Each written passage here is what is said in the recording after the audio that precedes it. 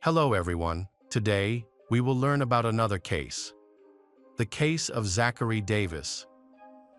Zachary Everett Davis was 15 years old when he committed a particularly cold-blooded and senseless murder. Just a couple of years later, he gained notoriety on the internet after a chilling interview with Dr. Phil McGraw. In that interview, he details the murder, what he felt, and what was going on in his mind. The Davis family lived in Hendersonville, Tennessee. The family included Chris, the father, Melanie, the mother, and their two sons, Josh and Zachary, who were just a year apart in age. This close age made them more like best friends than typical brothers, as they spent a lot of time together playing and hanging out. Overall, the Davis family appeared to be happy and normal, except for Zachary, the younger son, who was a challenging child. He was quiet, shy, and emotionally distant, often displaying obsessive behaviors due to his sadness. Then, as Zachary grew a bit older, some strange symptoms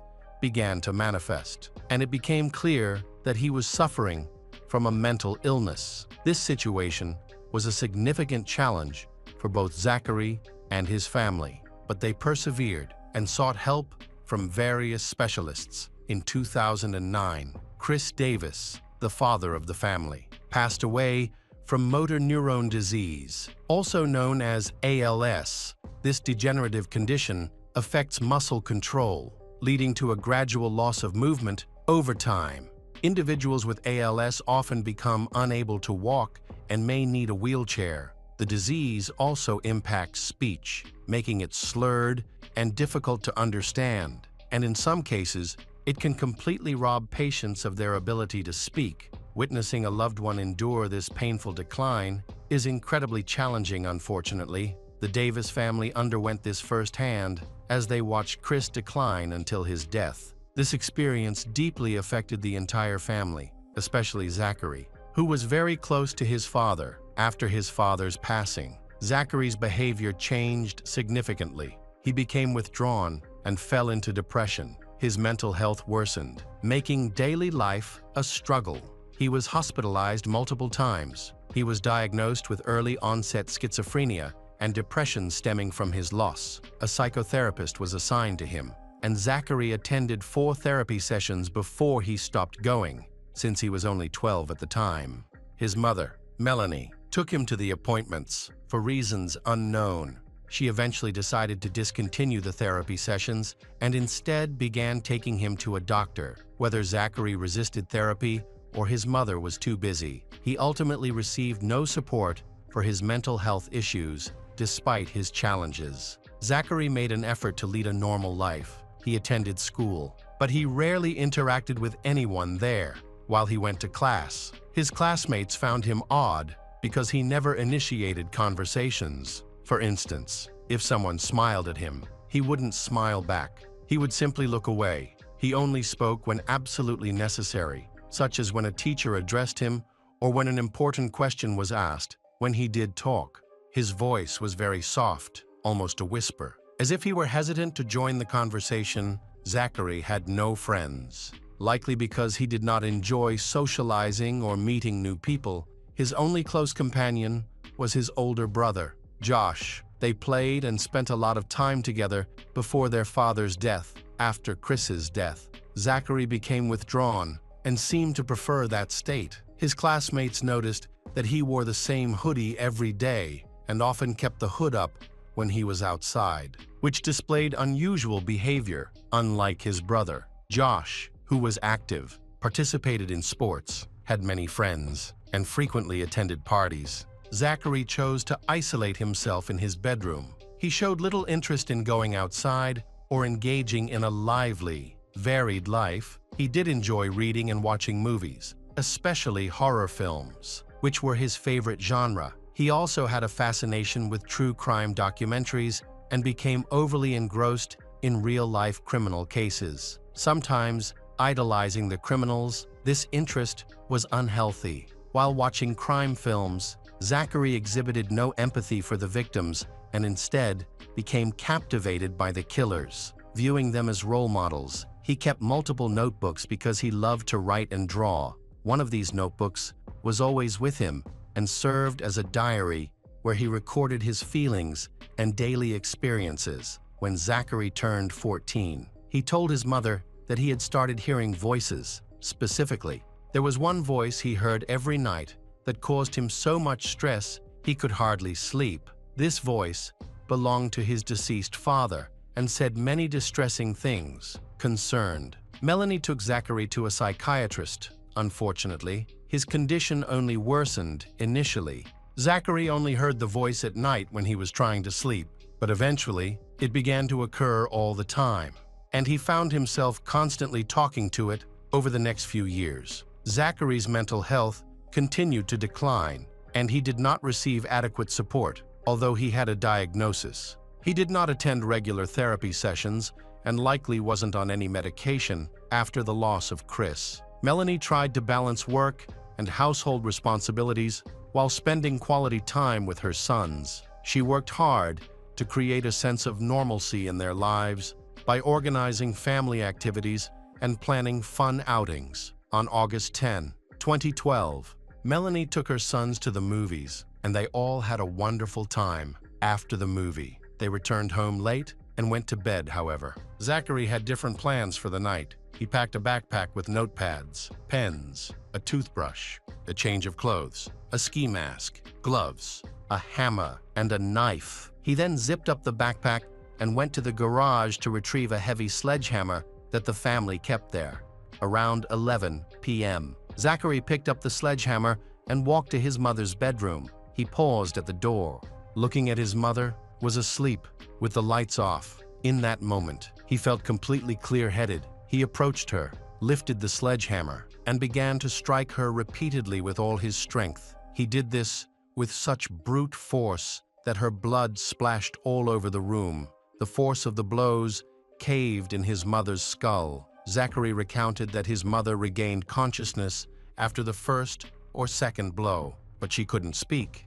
Instead, she started to have convulsions during this time. Her eyes were open, and Zachary glanced into her eyes while he struck her with the sledgehammer, even though his mother was looking at him. She was unaware of her surroundings or what was occurring. Zachary admitted that throughout the violent attack on his mother, he was laughing, describing it as joyful laughter.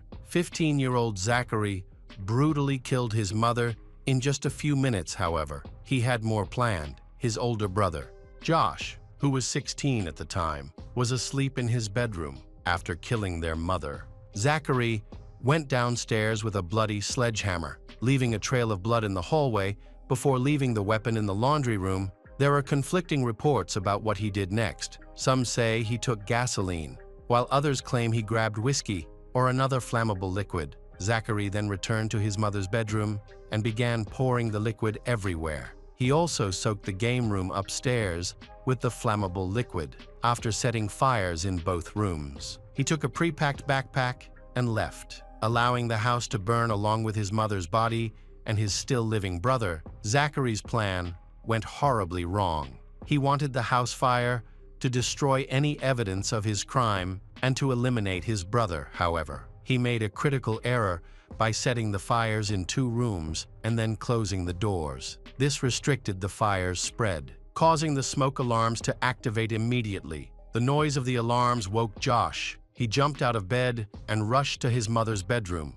When he opened the door, he was met with a horrifying sight. His mother lying on the bed, covered in blood. In that moment, Josh realized he couldn't save her. She was already dead. Frantic, he ran out of the house to a neighbor's home and called 911. It's hard to fathom what must have been racing through Josh's mind. Everything unfolded so quickly. He woke to the fire alarm, discovered the blaze, and rushed to help his mother, only to find her lifeless body. The sequence of events unfolded rapidly, demonstrating how effectively the brain processes such situations. Emergency services arrived at the scene and extinguished the fire. Unfortunately, Melanie Davis was declared dead on sight, and the police began questioning Josh about what had happened. He immediately informed them that his younger brother, Zachary, who was gravely ill, was missing.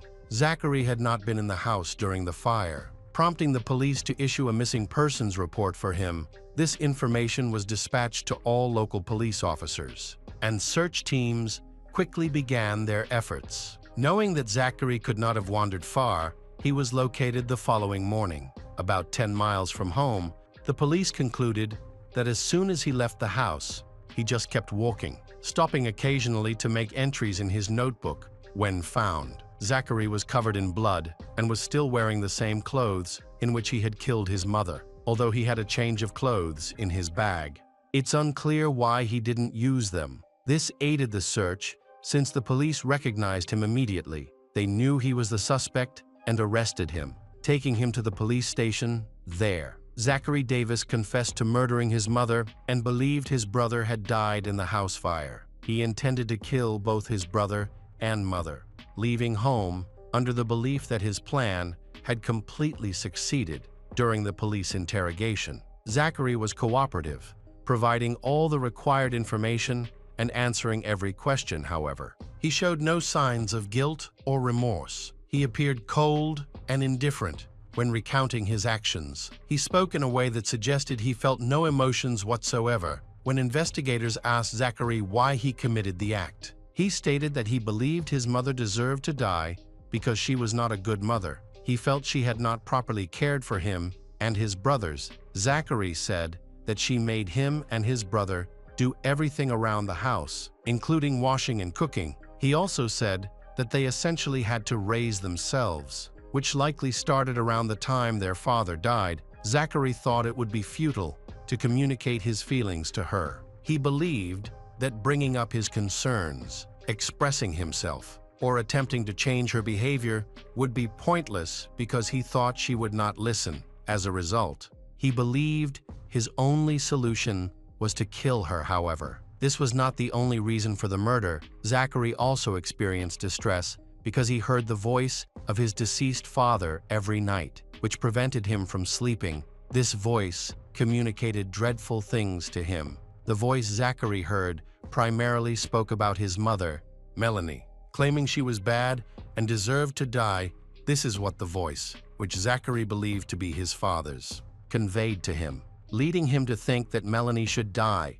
When the police asked Zachary how long he had been hearing these voices, he said they had been in his head for a long time. Zachary admitted he hadn't planned it for long. He had the idea and organized everything on the same day, carrying it out just a few hours later. He may have even decided to do it before they went to the movies, despite claiming that the idea was spontaneous. Zachary's resentment towards his mother had been building up for quite a while. Zachary explained in his interview with Dr. Phil McGraw that he chose the day of the incident because he was free and saw it as a good opportunity to act. During the interview, Dr. Phil asked Zachary what it sounded like when he struck his mother with a hammer, and in a chilling moment, Zachary smiled and described the sound as a wet, dull thud. He laughed several times throughout the conversation. Dr. Phil remarked that such laughter is often a sign of nervousness rather than malicious enjoyment. Regardless, Zachary's laughter came across as unsettling. He claimed to love his mother. Though his sincerity was questionable, he acknowledged that they were not close and rarely communicated. Yet there was no animosity between them. The case shocking not only to the public, but also to those who knew the Davis family. While many were aware that Zachary struggled with mental illness, no one expected him to commit such an act against his mother. Zachary also mentioned that he never truly argued with his mother.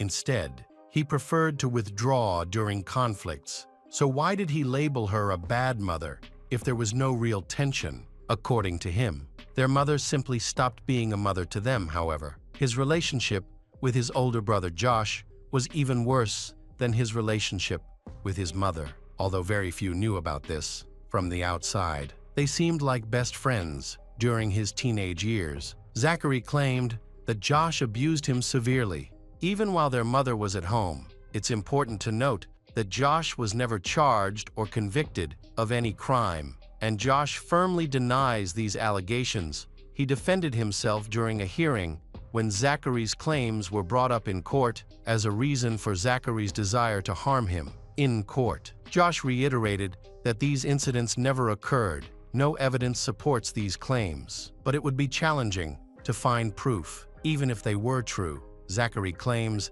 that this incident significantly influenced his decision to kill his mother. He felt anger towards Melanie. Believing she should have protected him, he felt let down by her because she was in the house when Josh harmed him but did nothing to intervene. She didn't even notice. It seemed to Zachary that she didn't care, and he allegedly tried to tell his mother what Josh had done.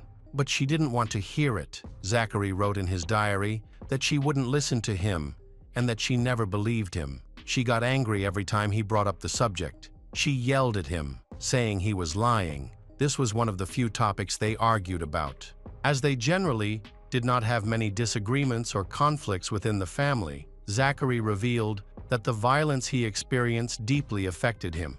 Following the incident, he refrained from bathing for several weeks because the bathroom lacked a lock, and he was afraid his brother might break in while he was vulnerable. This led to him smelling very unpleasantly, which further fueled his anger towards his mother. It is hard to believe that a mother wouldn't notice their child had stopped showering, yet Melanie never mentioned this to Zachary. As a result, Zachary began to harm himself, which was the most severe sign of his illness. He expressed thoughts of wanting to kill his mother with a sledgehammer. Wishing for her to die a painful death rather than peacefully in her sleep, he fantasized about starting a fire while Josh was still in the house, so that Josh would wake up in panic as the flames approached him. Wanting him to suffer, however, things didn't unfold as Zachary had envisioned, and Josh survived now. Reflecting on these events, Zachary regrets not having followed through with his plan to ensure his brother was dead before leaving the house. Many believe that Zachary was not mentally fit to stand trial, but he was ultimately deemed competent, and the trial proceeded, although he was only 15 years old at the time of the crime.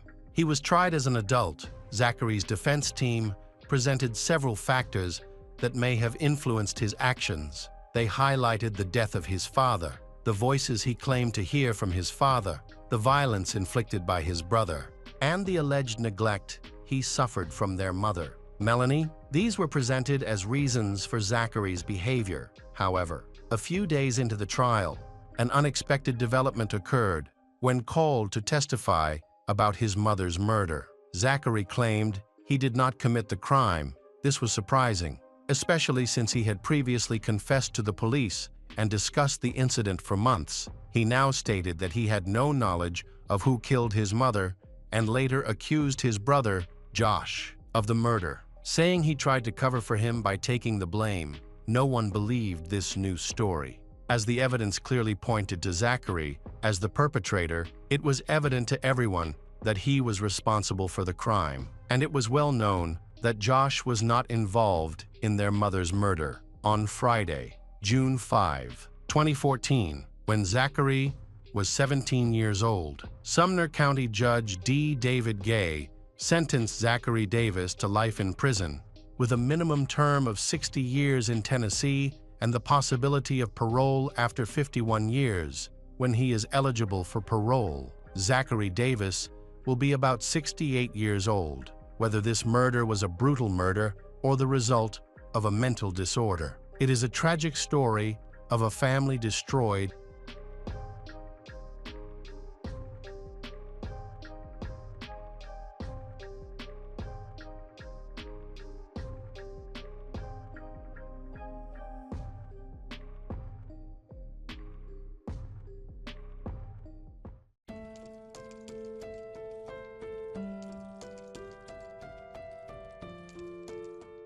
Welcome back to our channel. Today we will explore a new case. The case of David Katz. The Katz family lived in Baltimore, Maryland, and were relatively well off. Richard Katz and Elizabeth were highly educated professionals. Richard worked as an engineer at NASA, designing space technology, while Elizabeth worked in pharmacology. Together, they raised two sons, Brandon and David, in the early years of their marriage. The family enjoyed a happy and loving environment, but as time went on, the boys grew and everything started to change. In 2006, Richard and Elizabeth decided to separate. David Katz struggled with severe mental health issues from a young age, between the ages of 9 and 12. He visited numerous psychiatrists who prescribed him strong medications, including antidepressants and antipsychotics. His parents' disagreement over how to manage his condition was a major factor in their decision to separate. Brandon and David faced significant challenges during this difficult period in their lives. His classmates described David as shy, quiet, and antisocial. David kept to himself, rarely made friends, and preferred solitude. He was also deeply passionate about video games, spending most of his free time in his room playing Madden NFL, a sports simulation game. Madden NFL, named after coach and sports commentator John Madden, is a popular series of American football video games. With a new edition released annually, David graduated from Hammond High School in 2011. He enrolled at the University of Maryland to study environmental science. However, he showed little interest in his studies or pursuing a career. Instead, he became increasingly absorbed in the virtual world. Dedicating almost all his time to gaming, David's commitment to his hobby paid off, as he developed exceptional skills in playing Madden NFL over the years. In June 2017, David Katz competed in a professional gaming tournament for the first time, using the nickname Bread. He entered the Madden Championship and won the title. Initially as the 7th seed, David was seen as an underdog. However, he surprised everyone with his skills, defeating his opponents and earning recognition. In an interview, he confidently stated, "I don't consider myself the 7th seed. I consider myself the best player. And I like that I was able to prove that." Fellow players congratulated him on his victory and wished him success in future competitions. David was ecstatic about his win and felt on top of the world, also taking home a $10 cash prize. He continued to enter several other tournaments, but did not achieve similar success despite the loss. He remained undeterred. He built a career in the gaming world, earning an income and establishing a strong reputation in the community. Today, many gamers look up to him as an inspiration for pursuing a career in gaming. David's online popularity grew, but things were not as bright for him in real life. David was born in 1993, and his childhood was marked by challenges. Over the first 16 years of his life, 26 calls were made to the police from the Katz family home, mainly due to domestic disputes and conflicts. Despite the medications, his condition showed little improvement. 2 years later, in 2007, he was hospitalized at Shepherd Pratt Psychiatric Hospital.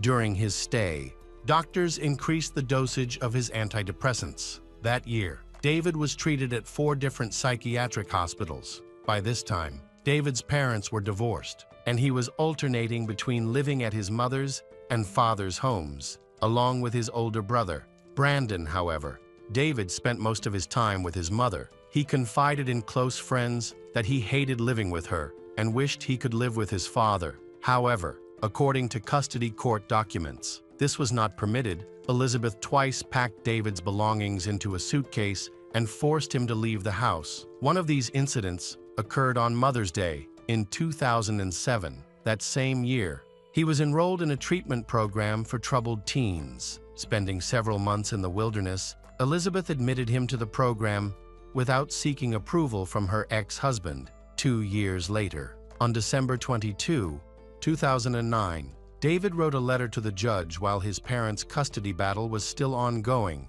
In the letter, he expressed his feelings. "Dear Judge, today is my 16th birthday. I live with my mom, but I've wanted to live with my dad for a long time. My mom has called the police about 20 times over minor issues, like me being a little late getting home. She also drinks and yells at me, poking me with her finger and refusing to leave me alone. In the past, she used to hit me. She takes my belongings just because she feels like it and has sent me to psychiatric hospitals twice for no real reason. I can't talk to her because I see her more than anyone else, and she'll most likely just yell at me again. She lies all the time. When David became an adult, his medical visits significantly decreased, though the reason for this remains unclear. However, it is known that he continued to struggle with mental health issues. He rarely bathed, sometimes going weeks without washing, and often spent entire days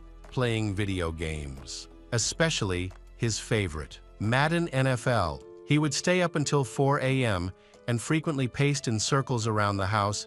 David was diagnosed with dysthymia, a chronic mood disorder characterized by low energy and a persistent, mild depressive state. Unlike major depression, dysthymia lasts much longer. People with this condition often mistake their symptoms as part of their personality, and only a qualified specialist can provide an accurate diagnosis. In addition to dysthymia, David was also diagnosed with oppositional defiant disorder, a condition defined by frequent anger, irritability, and defiance toward authority figures. For David, these authority figures were his parents. Over time, David became increasingly detached from reality.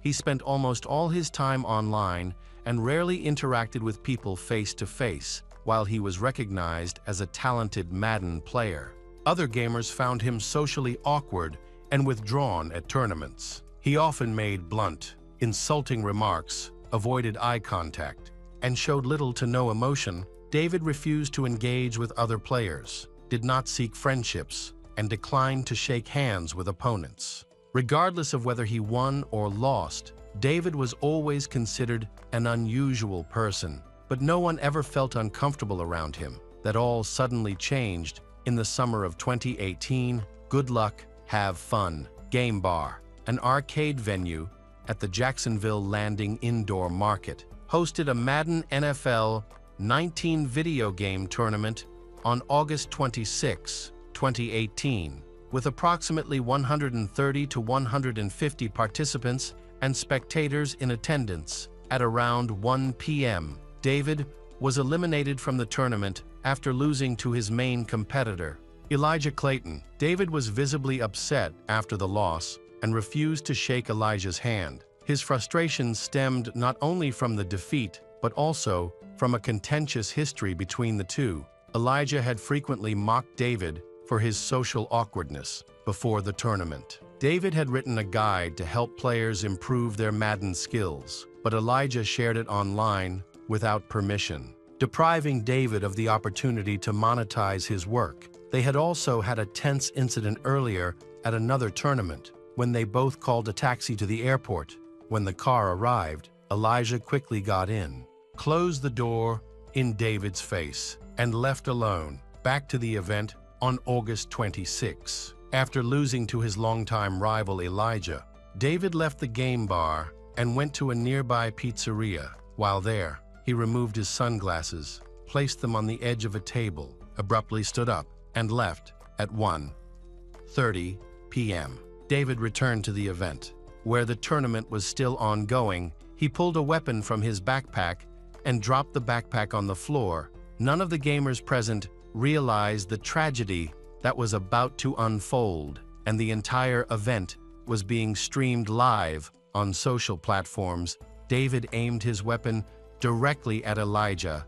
At that moment, the live stream camera briefly focused on Elijah, showing a red laser dot from David's weapon sight on his chest. Seconds later, as the camera switched back to the game, David attacked him. Elijah was struck by 3 bullets, one in the chest, one in the forehead, and one in the right eye. He died instantly. Still seated in his chair after killing Elijah, David began attacking others in the game bar. The attack lasted about 20 seconds before David turned the weapon on himself and ended his own life. By 1:35 p.m., the first responders, a fire brigade conducting training exercises near the game bar, arrived at the scene of the tragedy and provided aid to the victims. In total, David Katz injured 12 people. 2 of them, along with David, died, while the remaining 10 suffered non-fatal injuries. The victims who were killed were Elijah Clayton and Taylor Robertson, who was attacked in the back as he tried to flee from the game bar. Elijah Clayton 22 years old, known in the gaming community by the nickname True Boy. From Woodland Hills, California, he was a high school graduate, played football, and had a passion for video games. Initially, Elijah had not planned to attend the Madden NFL 19 championship, but changed his mind at the last minute and decided to participate. Taylor Robertson, 27 years old, from Ballard, West Virginia, is a professional gamer known by the nickname Spot Me Pliz outside of gaming. He worked as an accountant and credit analyst at a major bank and had a family. During the investigation, police discovered that David had severe mental health issues. Detectives initially believed his motive was rage over losing to a rival. However, it was later revealed that David had been planning the crime 2 weeks before the tournament. He legally purchased 2 firearms equipped with high-precision sights in his home state of Maryland. David stored the firearms in his car and brought them to the tournament. He carried a weapon on his belt, which he never used, and kept another weapon in his backpack, which he used to kill 2 gamers before taking his own life. Police were puzzled by how David was able to purchase the weapons so easily, as this appeared to be a clear violation by the firearm seller. Soon, details about David Katz's troubled life came to light. It was revealed that he had been prescribed strong antidepressants and antipsychotic medications from an early age and had been treated in psychiatric hospitals multiple times. This was likely a significant factor in the case. David was far younger than recommended when he started using these drugs, sadly. Before the tragedy happened, no one could have predicted that this quiet, introverted young man could act so coldly. Perhaps the tragedy could have been prevented if the game bar had security measures like metal detectors in place. This might have stopped David from bringing weapons to the tournament so easily following the Jacksonville attack. Numerous lawsuits were filed against the organizers of the Madden NFL 19 event, the game bar owner, the pizzeria, and the seller who sold David Katz 2 weapons. All parties were held accountable.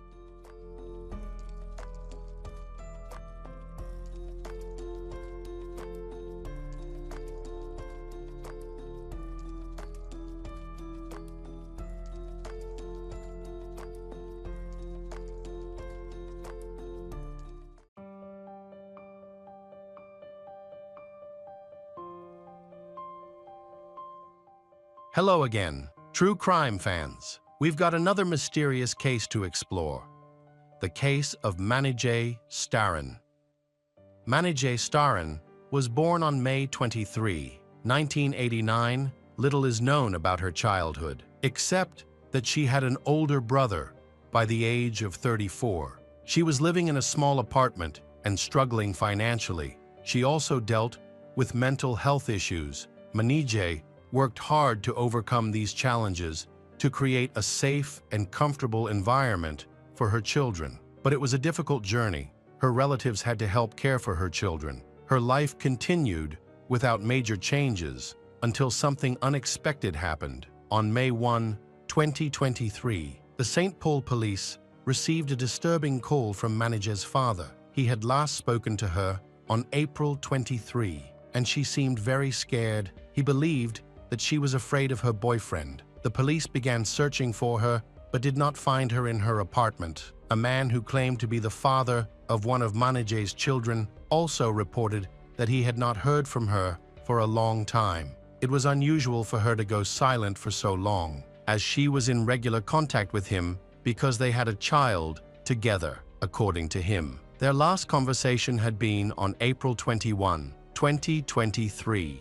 The police also spoke with a neighbor of Manijay's who had disturbing information. One day, she noticed a bruise under Manijay's eye and a red mark on her neck. When the neighbor asked if she had been attacked, Manijay confirmed that she had. The neighbor suggested calling the police, but Manijay begged her not to, fearing it would make things worse. This allegation of assault further complicated the investigation and added to the complexity of Manijay's situation. A number of important pieces of information were uncovered, revealing that Manijay had a boyfriend named Joseph Stephen Jorgensen, who frequently visited her apartment, although his last name was not listed on the lease. The manager provided the police with his phone number. It was confirmed that the phone number belonged to Joseph, a man in his 40s. The manager identified him in a photo, confirming that he was the one who had visited Manijay. This discovery was a major development in the case. The police obtained recordings from surveillance cameras located near the apartment, which provided crucial evidence. At 6 p.m. on April 23, the cameras recorded Manijay, clearly upset. Hurriedly leaving her apartment, she was quickly tackled by Joseph, who pulled her inside. This is the last recorded footage. Video analysis showed Joseph frequently entering and exiting the apartment between April 21 and April 28. The manager raised concerns when he mentioned that there was only one set of keys for residents, despite the footage clearly showing Joseph using his own key to open the door each time. At approximately 5 p.m. on April 28, Joseph was caught on camera leaving the apartment with a suitcase and a duffel bag. He loaded the luggage into a pickup truck and drove away quickly. Police later discovered that the truck belonged to a resident of the apartment building. Police also spoke with a friend of Manijay, who had valuable information about her lifestyle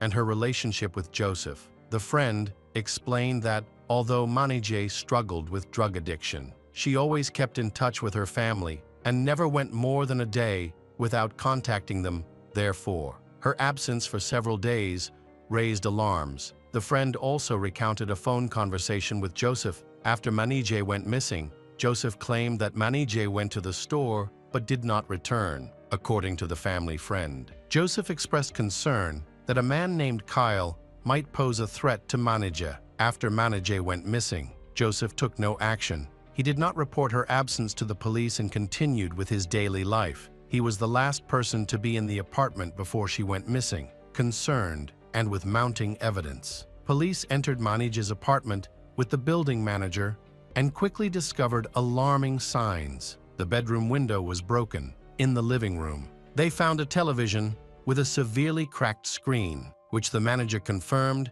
had never been damaged before. As they continued their search, police found broken glass on the microwave, with shards scattered throughout the bedroom.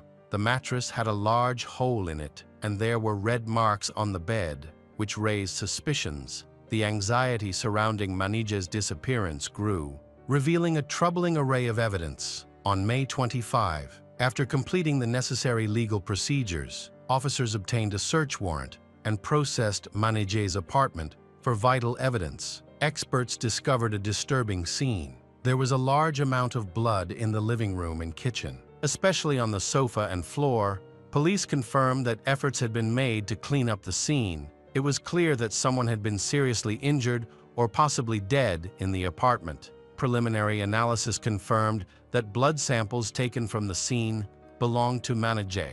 As officers continued their investigation, they uncovered important information about her finances. They discovered that she had received government assistance in Minnesota through electronic benefit transfers, which allow recipients to make purchases directly at retail stores. Police quickly realized the significance of this discovery and obtained a warrant to access Manijay's account records. They found a series of transactions made after her disappearance. One notable transaction occurred on May 9, 2023, when Joseph used Manijay's card to withdraw cash from a highway ATM that same day. He made a purchase at a store, buying items such as a cleaning bucket, 2 boxes of paper towels, trash bags, liquid detergent, gloves, and disinfectant wipes. The strange combination of items aroused the police's suspicions. On May 11, Joseph used Manijay's card again, this time at a grocery store. He also went to a hardware store, where he purchased more paper towels, cleaning supplies, and disinfectant wipes. The repeated purchases of these items further raised concerns about Joseph's actions and intentions. Police obtained a warrant to access information associated with Joseph's Google account. After reviewing the data, they discovered a series of significant internet searches made by him. On May 1, he searched for how to report a missing person. On May 3, Joseph searched for methods to delete files. On May 23, he inquired about removing Jeeps from a scooter.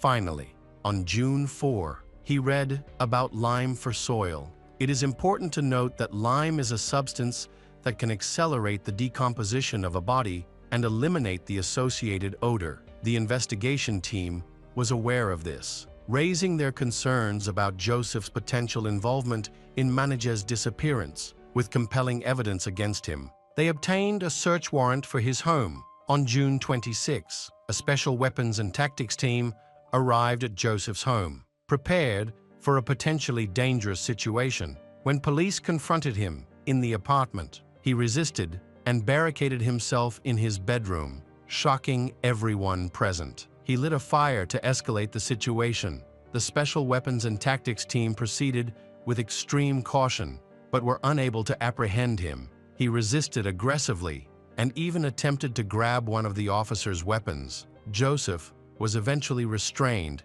and taken to a local hospital for evaluation to rule out any mental health issues that might have influenced his behavior at the time of his arrest. There were 2 other people in the apartment, including an unidentified woman. She was injured, with bruises, scratches, and a red mark on her neck. The woman later reported to the police that Joseph had choked her and threatened her with violence. Claiming that the neighbors would not hear her screams, the second person living in the apartment was Joseph's roommate. When the task force arrived, he hid in his bedroom, where he was discovered and arrested. He later informed the St. Paul Police Department that he had suffered a traumatic brain injury, which had resulted in a loss of smell. He also mentioned his long-standing relationship with Joseph and explained that, due to his busy Monday through Friday work schedule, he rarely interacted with Joseph or the women Joseph brought to the apartment.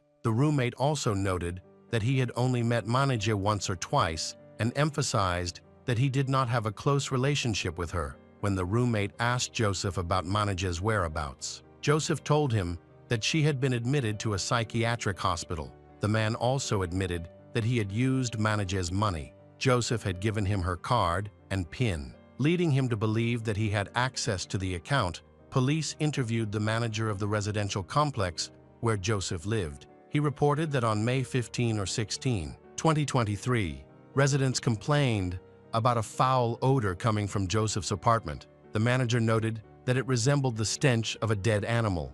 To determine the source of the odor, on May 18, the manager and a maintenance worker attempted to enter Joseph's apartment to investigate. However, Joseph acted aggressively and blocked their path. The manager then instructed Joseph and his roommate to clean the apartment and gave them a week to do so. Shortly thereafter, both the manager and maintenance staff saw Joseph carrying large black duffel bags out of the apartment. The sight shocked witnesses, who began to speculate about what might be in the bags. The forensic team from the St. Paul Police Department conducted an investigation of Joseph's apartment. During the search, they discovered more evidence. Their report noted a significant amount of blood in the bathroom and in his closet. There was a foul odor in his home that matched the odors reported by residents. They also discovered other biological material found in the home. After arresting Joseph, the police accessed Jeep's data from his phone, which pointed to a storage facility where Joseph rented a room with a refrigerator through his roommate. Realizing the importance of this clue, they obtained a search warrant for the storage facility. On June 28, the police began investigating the location. As they approached the storage facility, they immediately smelled a very unpleasant odor. The police decided to cut the lock to gain access. Once inside, they discovered containers wrapped in plastic, a blue gym bag, and a small suitcase. Notably, one of these bags was similar to the one Joseph was seen carrying out of Manijeh's apartment in the surveillance footage. They also found a green bag containing cleaning products similar to those Joseph had previously purchased, sitting on top of the refrigerator. On the advice of forensic experts, the police carefully removed the containers and sports bags from the refrigerator, from which the foul odor was emanating. The contents were inaccessible until they were sent to the medical examiner for further analysis. After X-rays were taken, it was discovered that all of the containers contained human remains. The Office of the Chief Medical Examiner then conducted an autopsy and determined that all of the body parts were carefully packaged, wrapped in multiple layers of paper, film, and bags. Opening these packed remains was a laborious process. Tests confirmed that the remains belonged to Manijay Staran. With identification made through her tattoos and dental records, the police again reviewed surveillance footage from Manijay's home. Focusing on the bags Joseph carried, he had handling of the body Manijay's in her apartment. Sorting her remains into different bags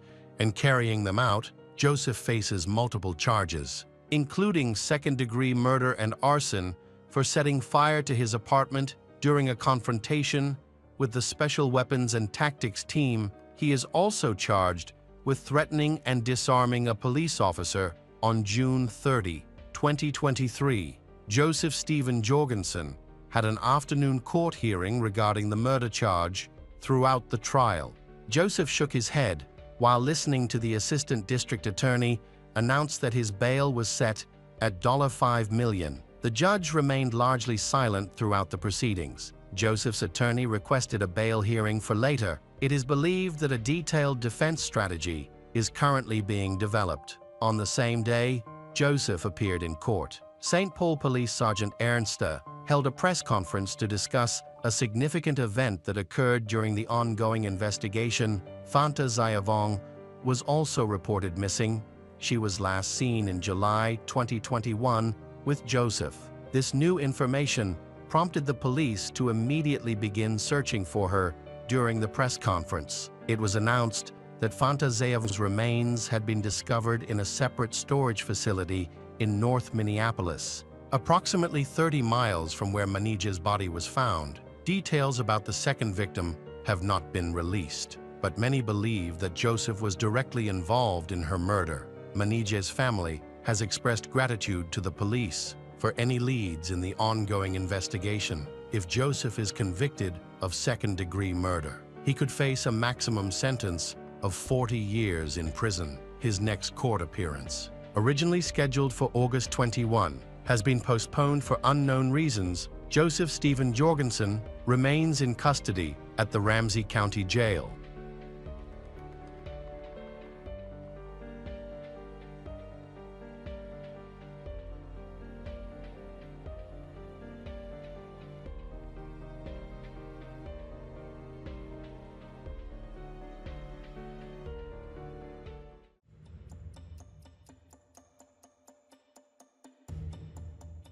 Hi everyone, thanks for returning. Let's unravel another horrible case, the case of Saga Elneborg. Saga Elneborg was a 20-year-old girl who was 7 months pregnant at the time. She was in a relationship with her boyfriend, Mohammedaman Dirisek Ibrahim, the father of her child. They had been together for about 2 years and were expecting a baby boy. With doctors confirming that the pregnancy was progressing well, Saga was eagerly looking forward to becoming a mother in just a few weeks and had carefully prepared for the birth of her child during this time. She shared pictures of her growing belly and many items she had bought for her future child on social media. She was especially fond of posting pictures of children's clothes. On April 28, 2023, Saga had scheduled a meeting with her boyfriend, Mohammed Amin, to discuss their relationship. That day, she informed her mother that Mohammed Amin was planning to visit her home, so Melissa decided not to interrupt their conversation. Saga's family was very cautious about her relationship with someone from a different culture, especially since they knew that challenges could arise when meeting Mohammed Amin's family from Somalia. At that time, Mohammed Amin was standing outside Saga's apartment door when he entered the house. Saga began to share some of the problems they were having in their relationship. Saga still loved Mohammed Amin and wanted their relationship to succeed. However, she felt uncomfortable when he often hid her from his parents, which caused conflicts between them. On April 29, 2023, at around 1 p.m., Saga's mother, Melissa, came to her daughter's apartment to support her and help gather her belongings in preparation for the arrival of her grandson. when Melissa arrived at the apartment. She was talking on the phone with her other daughter. She rang the doorbell several times, but no one answered, which surprised her. She knocked on the door, used the intercom, and even called Saga's phone and sent a text message. What puzzled she was that there was still no response from Saga. She thought that her daughter might have forgotten about her visit and gone out to run an errand. Although Melissa had a spare key, she noticed that the door was unlocked as she approached, which seemed very suspicious. Saga was always careful to lock the door. Even when she stepped out for a moment to get the mail or do the laundry, there was no way she would leave the door open. When she entered the apartment, Melissa heard the sound of running water in the kitchen, so she rushed in to turn it off. She called out to her daughter, but there was no answer. When Melissa entered her daughter's bedroom, she found the lights off, and the darkness made her feel uneasy. When Melissa turned on the light, she was horrified to see her daughter lying on the floor. Saga was there, with a light cord wrapped around her neck. The scene was even more terrifying because a heavy table had fallen over. Melissa rushed to her daughter's side, pushed the table aside, and carefully removed the cord from her neck. She then called emergency services while attempting to give her daughter first aid. The first thing she noticed was that Saga's body was stiff and very cold, indicating that she had been dead for a considerable amount of time. Paramedics arrived quickly, but unfortunately, both Saga and her unborn child were dead. The police who arrived began an investigation and noted that she had suffered head and facial injuries. The crime scene was covered in dried blood, and jewelry boxes were found upside down on the floor. There were no signs of forced entry, but the police initially considered that she had taken her own life. However, after reviewing data from Saga's cell phone, they concluded that she could not have ended her life by herself. Saga had no mental health problems. She was cheerful and lively. Especially during her pregnancy, she was eagerly awaiting the birth of her child and could never have harmed herself or her baby. Forensic experts collected a significant amount of evidence at the crime scene, including fingerprints, blood, and DNA from under Saga's fingernails and from her belongings for analysis. The forensic expert concluded that Saga died of strangulation, with an estimated time of death between 1 and 3 in the morning. On the forensic expert's desk were not only Saga's body, but also the body of her newborn baby. Weighing 1.7 kg, tests showed that the baby was completely healthy. This was a devastating shock to Saga's mother, family, and friends. The police quickly launched an investigation into the messages from Saga's relatives. The first person they spoke to was her mother, Melissa. She explained that on April 28, her daughter had planned to meet some friends at a local restaurant. Melissa noticed that her daughter seemed very anxious and was checking her phone frequently. Saga said that she did not want to miss a message from her boyfriend, Mohammed Amin. Melissa revealed that he had already informed his parents about Saga. However, before that, Mohammed Amin had been extremely anxious and nearly had a nervous breakdown because he feared that his parents would not approve of his relationship with Saga. His parents are Muslims with strict conservative beliefs.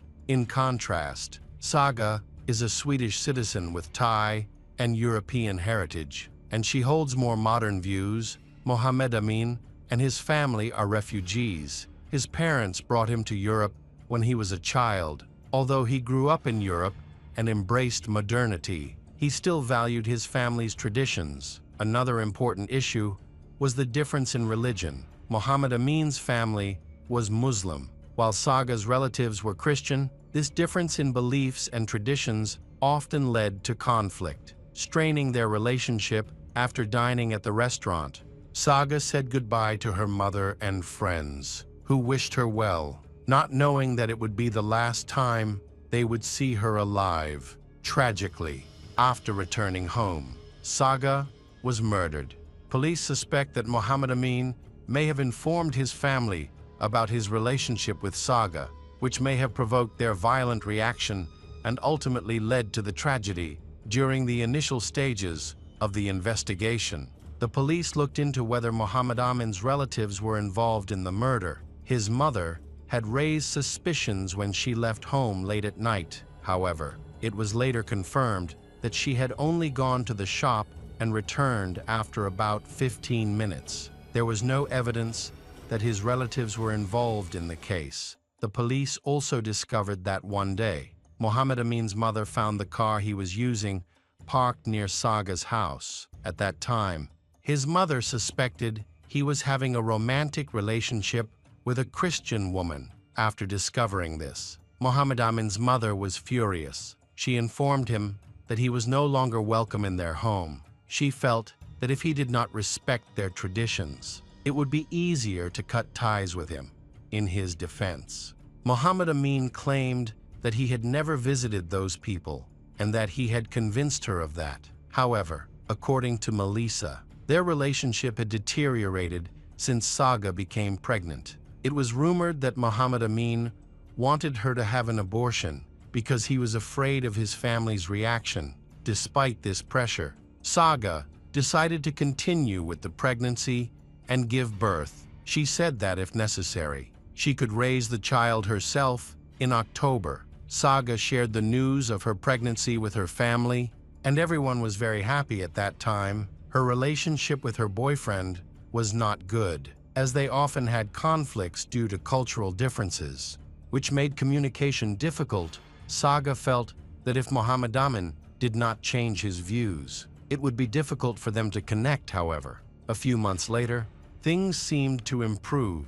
He began to adapt to her lifestyle and accepted the pregnancy. Appearing happy to be a father, Saga then moved into a larger apartment with a nursery, which she began to decorate. By March 2023, they were still together, but there were some troubling signs in their relationship. A friend confided in Saga that Muhammad Amin had tried to convince her that she needed to kick Saga in the stomach multiple times to induce a miscarriage. Saga was furious when she learned about this, but Muhammad Amin insisted that it was all a fabrication. Melissa knew about these disturbing events, but did not want to accept them as true. However, now that her daughter was dead, it was clear that Muhammad Amin's intention to harm Saga was real.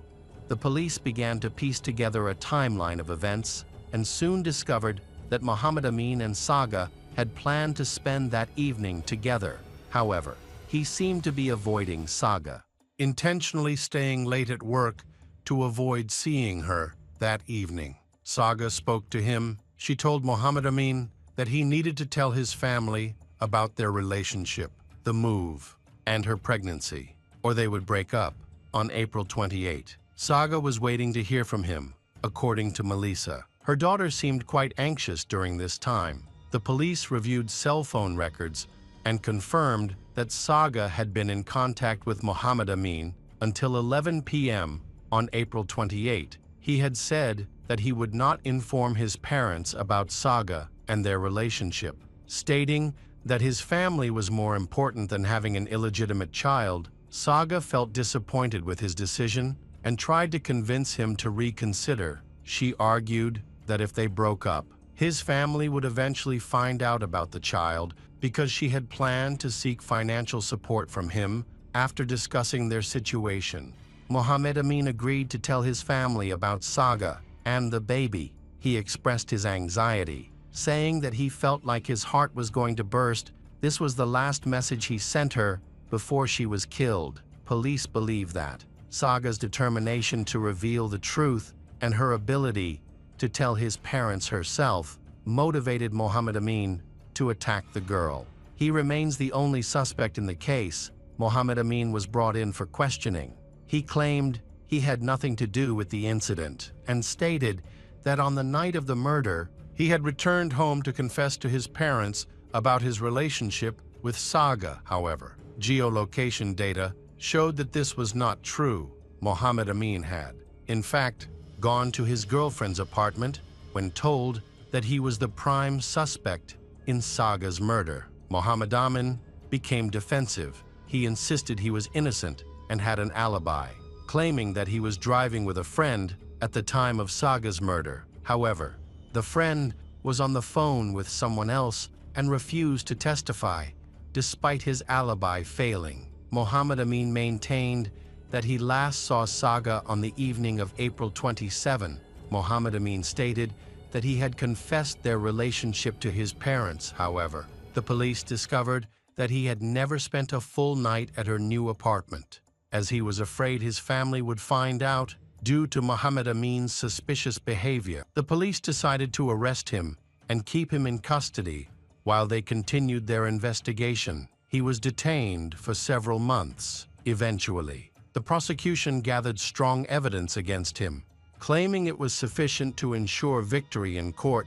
The investigation even involved specially trained dogs, which helped identify some of the evidence. Mohammed Amin's lawyer argued that the dogs' findings should not be the main basis of the case, as they were not a reliable source of information. However, there was still much more evidence against him. DNA analysis and a review of the evidence took quite a while, but eventually confirmed the truth of the case. Mohammed Amin wrapped an electric cord around Saga's neck while she was sleeping on the sofa. He then dragged Saga to the floor and attempted to push her onto her stomach in an effort to force her to terminate the pregnancy. Despite her best efforts to protect her child, Saga sustained injuries to her hip. Mohammed Amin then attempted to strangle Saga, pressing the edge of the table against her throat. Exhausted and unable to lift the heavy object, Saga suffocated. When she died, the table was still pressed against her throat, leaving a deep dent. After committing the crime, Mohammed Amin tried to make it look like a robbery by throwing some boxes around. The defense argued that Saga was the victim of real robbers who stole money and various household items. However, the prosecutor believed that Mohammed Amin's actions only added to his guilt. Several missing items were later discovered during a search of his home. He claimed that these items were either his or gifts from his girlfriend. A key piece of evidence against him was his DNA found under Saga's fingernails. In addition, a forensic expert determined that Saga had been abused before her death. Mohammed Amin claimed that the act was consensual and had occurred a few days before her death. However, the prosecution cast doubt on his testimony, highlighting inconsistencies and lies in his statements during interrogation. Police found multiple traces of his DNA in Saga's apartment. The investigation revealed some disturbing searches by Mohammed Amin. Notably, he searched whether kicking a mother in the stomach could harm her unborn child. The prosecutor's office believes that instead of visiting his family, Mohammed Amin went to Saga's apartment. He never intended to tell his family about her for fear of their reaction, but Saga pressured him with her demands. In response, he killed her. Motivated by fear of his parents, the defense argued that the DNA found under Saga's fingernails could have been there long before the murder. However, Melissa, Saga's mother, insisted that her daughter was very clean and had showered shortly before her death. She knew this, especially during Saga's pregnancy. As her daughter was meticulous about her personal hygiene, it is clear that Saga had showered and changed into clean clothes, meaning that the DNA evidence found on her body and belongings was still fresh and must have been left behind during the attack. Curiously, after Saga's death, Mohammed Amin quickly deleted her from Snapchat and removed his social media accounts. The police found that he was trying to hide his connection to the crime. Fortunately, the deleted data was easily recovered and added to the evidence against him. Although there was no direct evidence, Mohammed Amin's behavior clearly showed that he was indifferent to his girlfriend, Saga. During the investigation, it was noted that he was a short distance from her apartment while continuing to communicate with her from afar. He neither approached nor left, as if he were waiting for something. It is possible that during this time, he was trying to muster the courage to attack or wanted to ensure that Saga was asleep.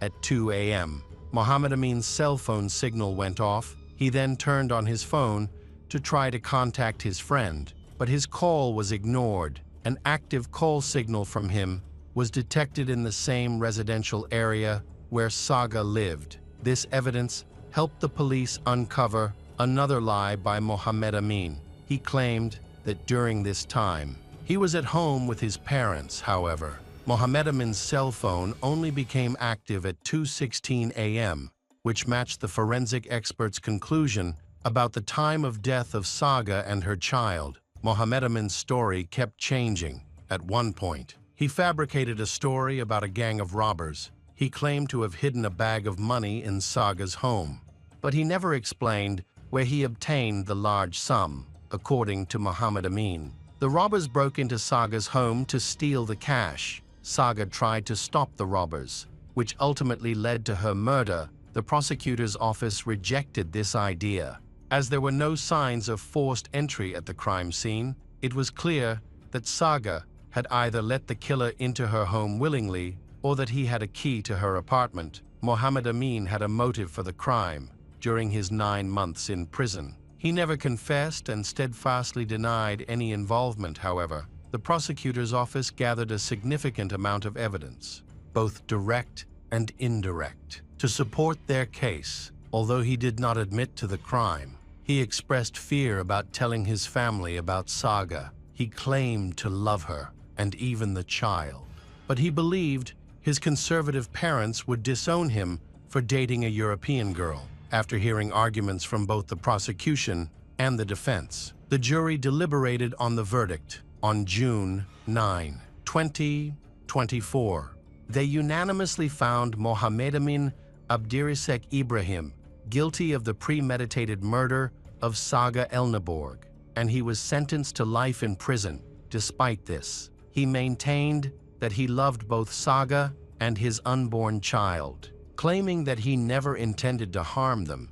he insisted that violence was not part of his character and that this was the first crime he had ever committed. The investigation revealed that Mohammed Amin had been seeing other women regularly during the 2 years of his relationship with Saga. Although he denied any extramarital affairs, evidence showed that he had numerous meetings with different girls, some of which became intimate. This information further tarnished his reputation. His defense attorney, meanwhile, argued that Mohammed Amin was innocent and that Saga had been the victim of an attempted robbery. The attorney promised to fight for his freedom and intended to appeal the jury's decision. An appeal was filed shortly after the decision was announced, but the final outcome remains unclear. Although Mohammed Amin was charged with Saga's murder, he was never charged in connection with the death of his unborn child, which angered Saga's family. The investigation attracted considerable public and media attention.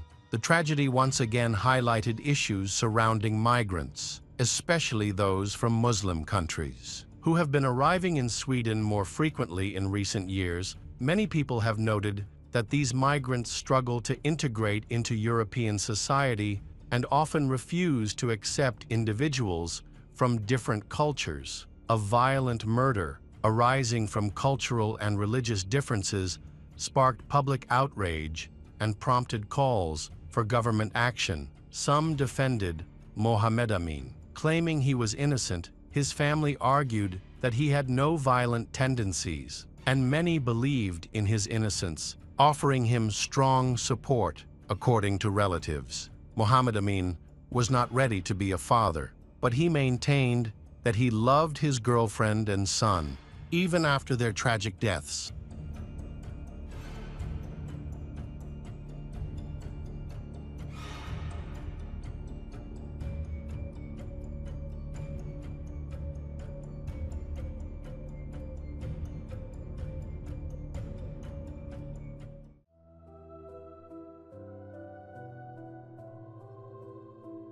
Hello again, true crime fans. We've got another mysterious case to explore. The case of Richard McCroskey. In September 2009, 4 people were attacked in their home. The bodies were there for days before the police arrived. The victims were Emma Niederbrock, 16, her friend Melanie Wells, 18. And Emma's parents, Mark Niederbrock, 50, and Deborah Kelly, 53.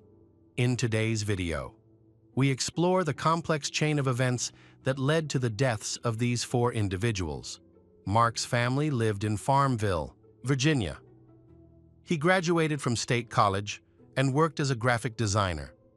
Mark found his faith and chose to become a pastor, serving at the Hicksburg Church and earning respect in the community. His wife, Deborah, earned her doctorate and became an associate professor of sociology and criminology at Longwood University in Farmville on October 15, 1992. Mark and Deborah welcomed their daughter, Emma Niederbrock. Although she was initially a well-adjusted child, she eventually faced common emotional challenges during adolescence, when Emma was around 15. Her parents decided to homeschool her, which led to intense feelings of isolation and frustration. This struggle pushed her into a long-lasting rebellious phase in early 2009, when her parents divorced. Emma's life became even more chaotic. Although they maintained a good relationship, the divorce took a toll on her. During this time, she discovered horrorcore music, which resonated with her through its lyrics for many fans. These lyrics expressed repressed anger and frustration, feeling isolated in her small town of Farmville. Emma found solace in online horror forums, where she met Melanie, an older girl from Virginia, who understood her struggles. Both girls had fathers who were Presbyterian ministers and bonded over their shared frustration with living in such a restrictive environment. Emma met a horror artist on the forums named Richard Samuel McCroskey. Born December 26, 1988, he lived with his sister and parents in Castro Valley, California. Those who knew Richard described him as quiet and somewhat submissive. He was bullied at school for his weight and red hair, which made him feel like an outsider. Richard enjoyed this isolation and developed unique interests that set him apart from his peers. Notably, he had a strong dislike for music as a child. However, while at the dentist, his father played a CD by Insane Clown Posse, and Richard was instantly drawn to the band. He then borrowed his father's CD to make a copy, which sparked his passion for music. Richard became interested in horror music around the time he was struggling in school.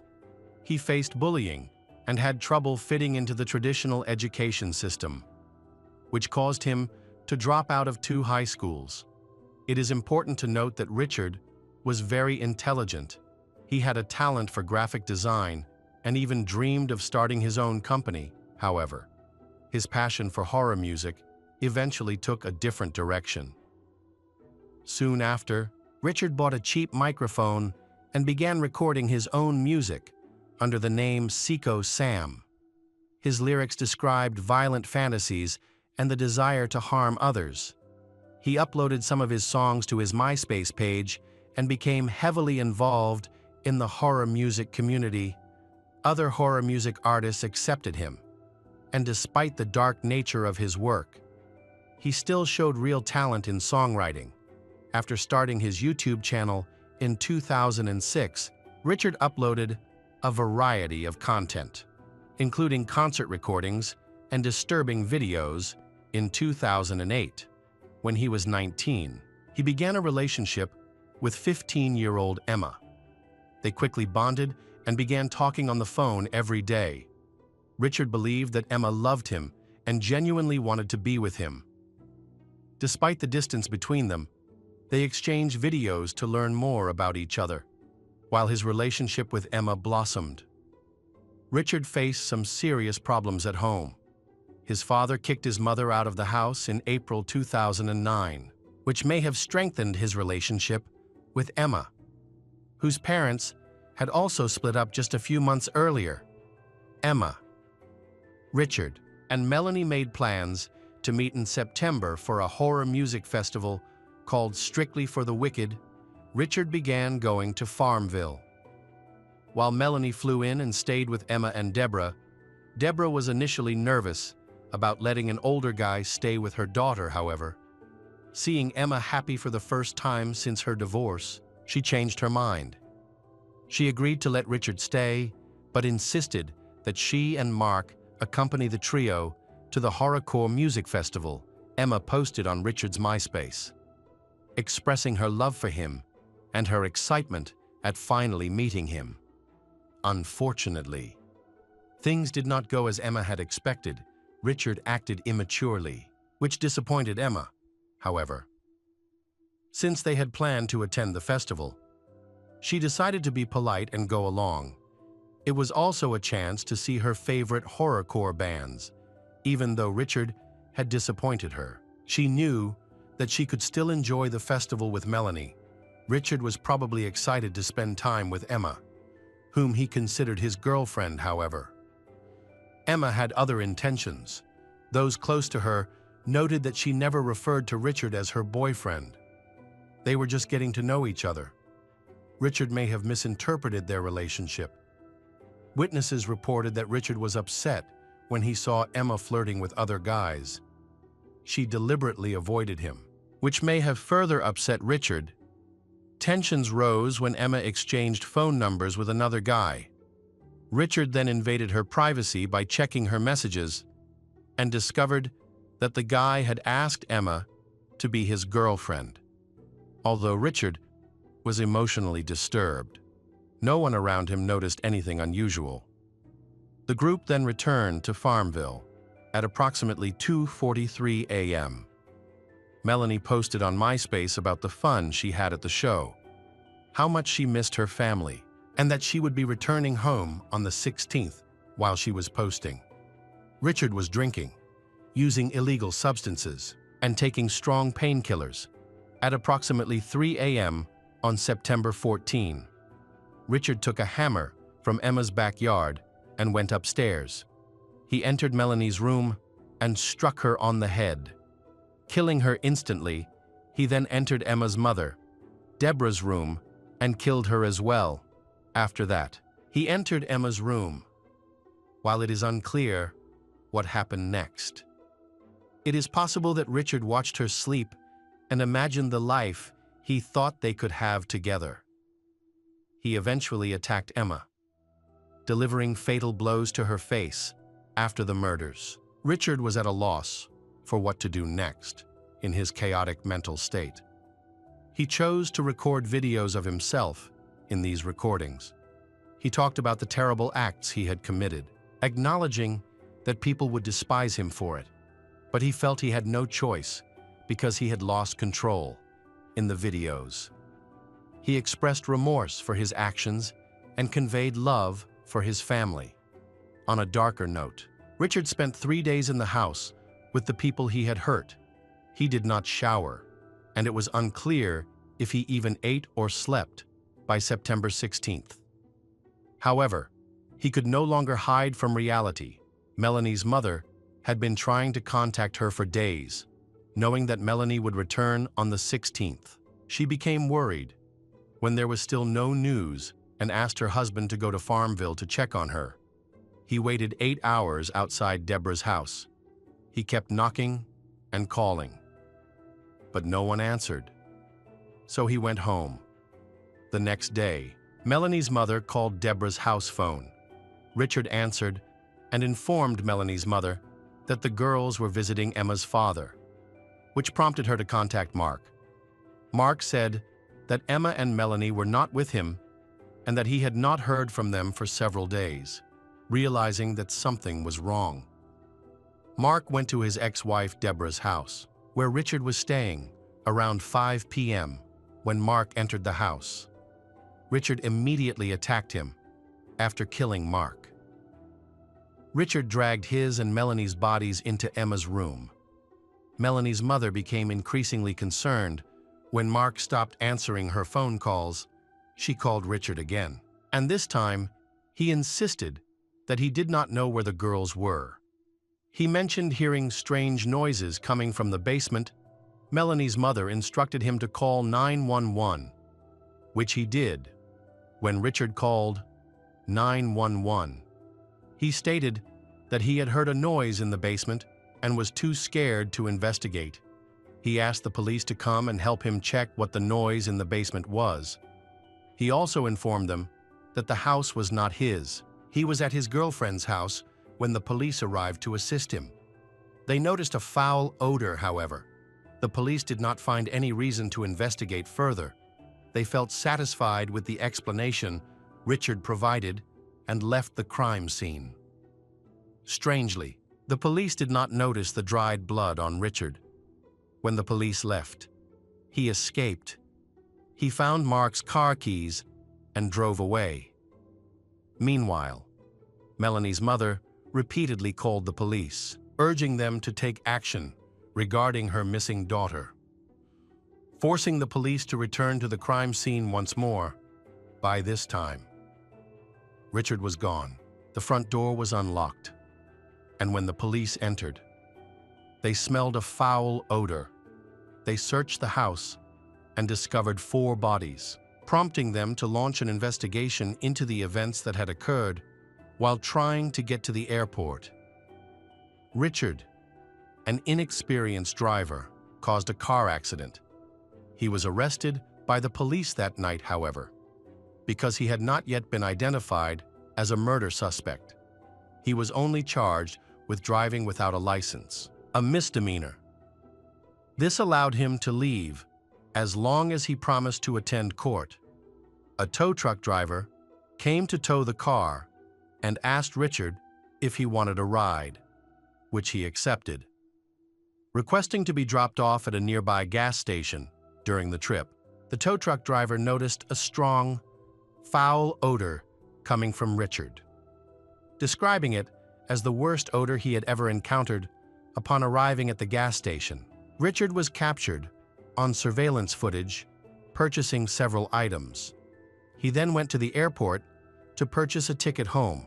Unfortunately for him, he did not have enough money for his next flight, so he had to wait until the next morning with nowhere else to go. He fell asleep in the waiting area. Eventually, the police identified Richard as a suspect and issued an arrest warrant for him by any means necessary. Airport security captured video footage of him, and a security guard alerted the police to his location. Resulting in Richard's arrest, the police initially tried to link him to 2 other murders in the area and charged him with 6 counts of premeditated murder. 2 of those charges were later dropped. But Richard Samuel McCroskey still faced the death penalty on the remaining 4. He eventually pleaded guilty in hopes of receiving a lighter sentence from the judge and was sentenced to life in prison, without the possibility of parole. Richard is currently incarcerated at Wallens Ridge State Prison in Big Stone Gap, Virginia. There are reports that other inmates dislike Richard and often bully him. Although these claims have not been verified, Melanie's parents may find comfort in knowing that he is no longer capable of harming anyone.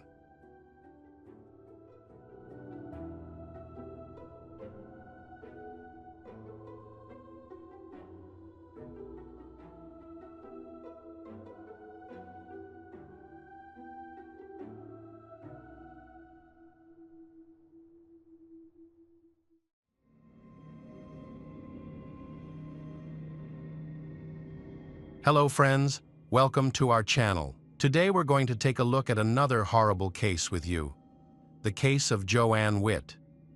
Joanne Witt is a single mother and engineer who raised her daughter, Tyler, on her own during a challenging teenage period filled with rebellion. Despite the hardships, Joanne loved Tyler deeply and tried her best to give her a better life. However, Tyler's rebellion came to a head when she was 14. Leading to a devastating tragedy, Joanne suffered from lupus, an autoimmune disease, which made it difficult for her to form healthy relationships with men. Despite this, she had a strong desire to become a mother. She chose to undergo artificial insemination. Despite her family's objections due to concerns about genetics, nevertheless, Joanne went ahead with the procedure. Although her pregnancy was difficult. She eventually gave birth to a healthy baby girl, Tyler. Tyler's struggles began in childhood. She was often naughty, short-tempered, and refused to go to kindergarten, forcing Joanne, who had a lot of work to do, to deal with the situation. One day, when Tyler was 5, she threw another tantrum, screaming and refusing to go to kindergarten. Frustrated, Joanne lost her temper and hit Tyler. A staff member at the kindergarten witnessed the incident and reported it as abuse, prompting an investigation by Child Protective Services. During the investigation, Joanne admitted to hitting Tyler in a fit of anger and expressed remorse for her actions. As a result, Tyler was temporarily placed in the care of Joanne's parents. This situation was extremely difficult for Joanne, who felt alone. She loved her daughter deeply and wanted to reunite with her. So she decided to take parenting classes. Joanne's determination eventually paid off, and after 6 months, she regained custody of Tyler. Their relationship began to improve, and Tyler started to understand and respect her mother. Friends and family noticed their growing closeness. Despite these improvements, Tyler still had occasional tantrums. Joanne did her best to provide a comfortable and prosperous life for her daughter, Tyler. They lived in a 5-bedroom house with a pool in El Dorado Hills, an affluent suburb of California. Tyler had many experiences, including frequent trips to Mexico and Jamaica. However, this period of prosperity did not last long. As Tyler entered her teens, she became increasingly aggressive, leading to serious conflicts between her and Joanne. Although there is no evidence that Joanne was cruel, people close to the family knew that Tyler often insulted her mother. She accused Joanne of being an alcoholic and believed her mother was useless because of her drinking. In fact, there is no evidence that Joanne was an alcoholic.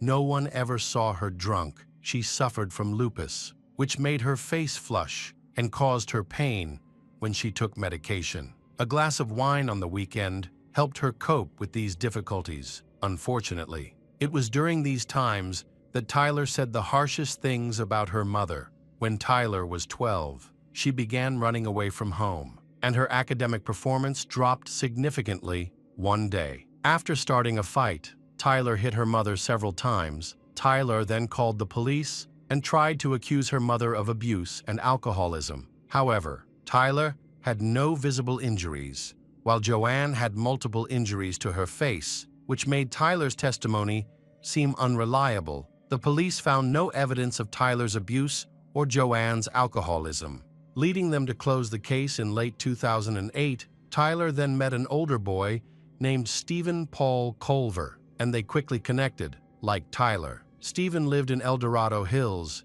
He was generally a nice guy, and Tyler responded positively to him. Stephen was a college student who aspired to be a math teacher and worked part-time at a coffee shop.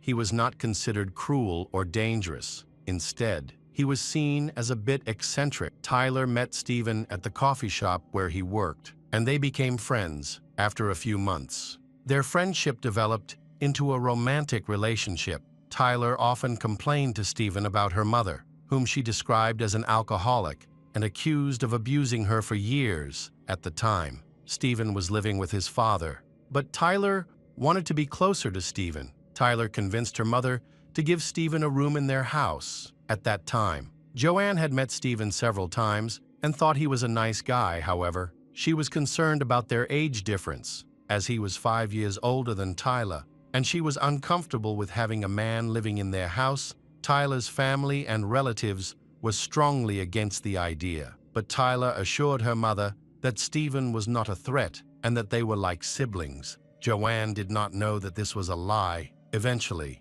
Joanne agreed to let Stephen move in. Pretending he was renting a room, he began paying Joanne $500 a month, a small amount that helped supplement the family budget. During the day, he studied and worked, and in the evenings, he helped with housework, tutored Tyler in math, and had dinner with them. Although the arrangement seemed strange, Joanne realized that it was beneficial for her daughter, and she appreciated the extra help around the house. Stephen officially moved into their home in 2009, by which time he had formed a close relationship with Tyler. Joanne did not know about their relationship in front of her. The two teenagers acted like siblings, successfully hiding their romance despite Joanne's suspicions. Tyler was able to convince her mother that they were just friends during this time. Tyler's diary contained interesting entries about her boyfriend, expressing that they were always together, had no problems, and could be intimate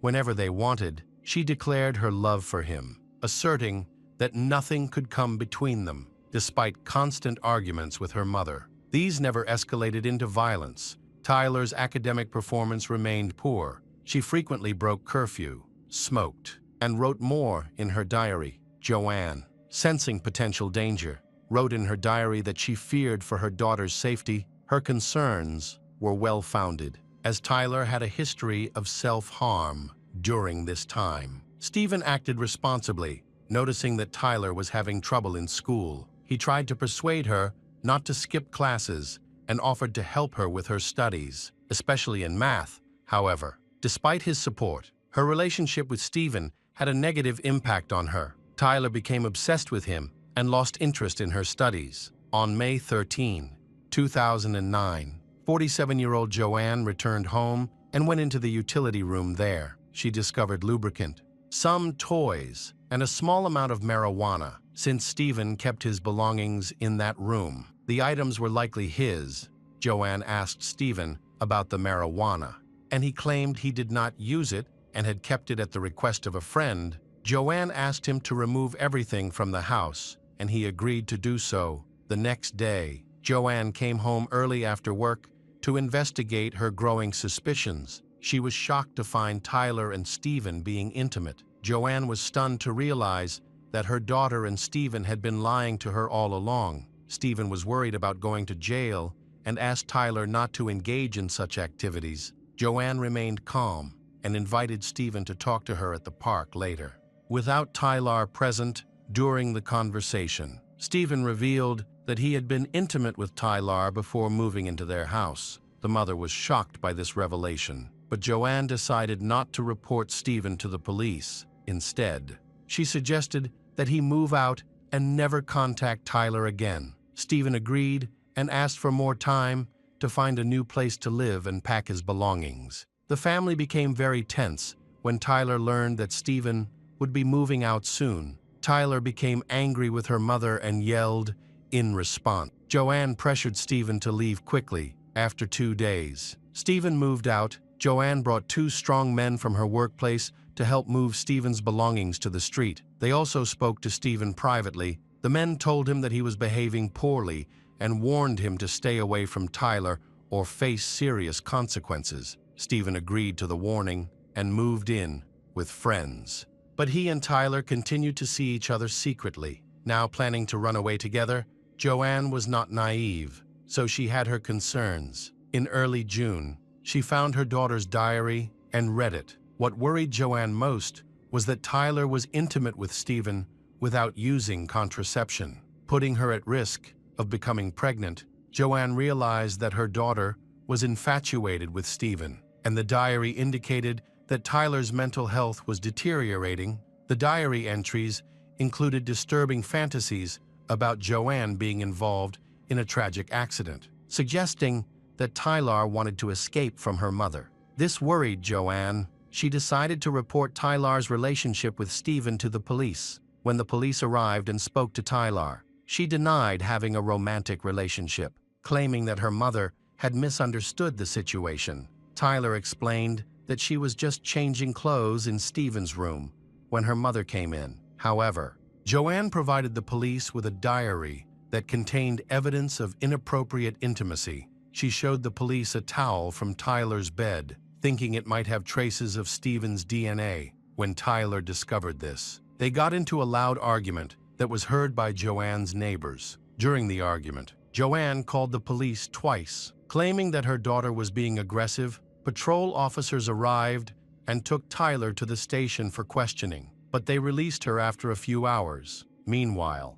Joanne sought psychotherapy for her daughter, concerned that she might have serious mental health issues due to substance abuse. The situation seemed to have calmed down. Eventually, Tyler settled down and her mother watched over her for the next few days. Tyler kept calling Stephen because she missed him, but due to pressure from the police, she was reluctant to talk to him. Tyler complained of stomach pains, loss of appetite, and migraines. She frequently asked to meet, hoping to gain sympathy. Gradually, Stephen agreed to meet her during the summer school holidays. He would sometimes pick her up, and they would spend time together in his car. When Joanne relaxed her surveillance of Tyler, Stephen started visiting his lover while Joanne was at work. Stephen would sneak through the fence to avoid being seen by the security cameras at the entrance. They continued to be intimate, but the only change in their relationship was how often they could see each other. They could only be together when Tyler's mother was not home, which frustrated Tyler more than ever. She blamed her mother for ruining her happy relationship and forbade them from seeing each other. Tyler also visited Stephen under the pretext of meeting friends, suspecting that their relationship was still ongoing. Her mother went to the police again. The girl was questioned, but she denied her relationship with Stephen. He also denied the relationship during questioning, with no evidence to support these claims. The couple was released once again on June 11, 2009. Joanne returned home from work and took her daughter, Tyler, to the store, exhausted by their recent arguments. Joanne wanted to mend their relationship. She apologized to Tyler for reading her diary and expressed sympathy for her daughter's feelings. To cheer her up, Joanne bought Tyler her favorite candy and ice cream, and Tyler seemed pleased with their reconciliation. After returning home, Joanne went straight to her room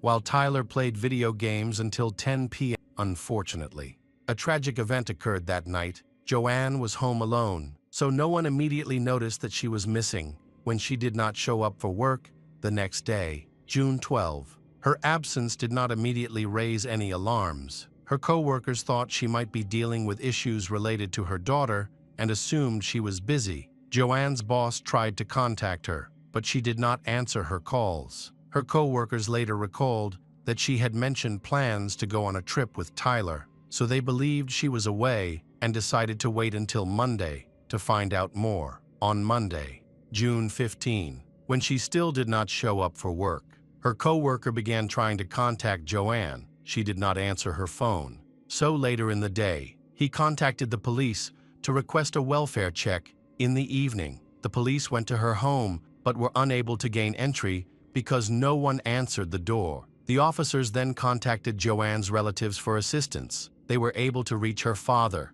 who arrived in time and used a spare key to open the door. Inside, they found Joanne lying on the bed, dead for several days. The attacker had left the air conditioning running to slow the body's decomposition. The victim was identified by her father as Joanne. Forensic experts arrived at the scene to collect evidence, while the police began interviewing neighbors and family members. Everyone agreed that Joanne was a kind person with no enemies, but they noted her troubled relationship with her daughter, which had escalated into physical altercations. Police discovered that, shortly before her death, Joanne had reported her daughter's boyfriend to the police. This information aroused suspicion, making Tyler and her boyfriend, Stephen, the prime suspects in the case. As the investigation progressed, the couple was placed on the wanted list. The community was shocked by the murder, and the media reported extensively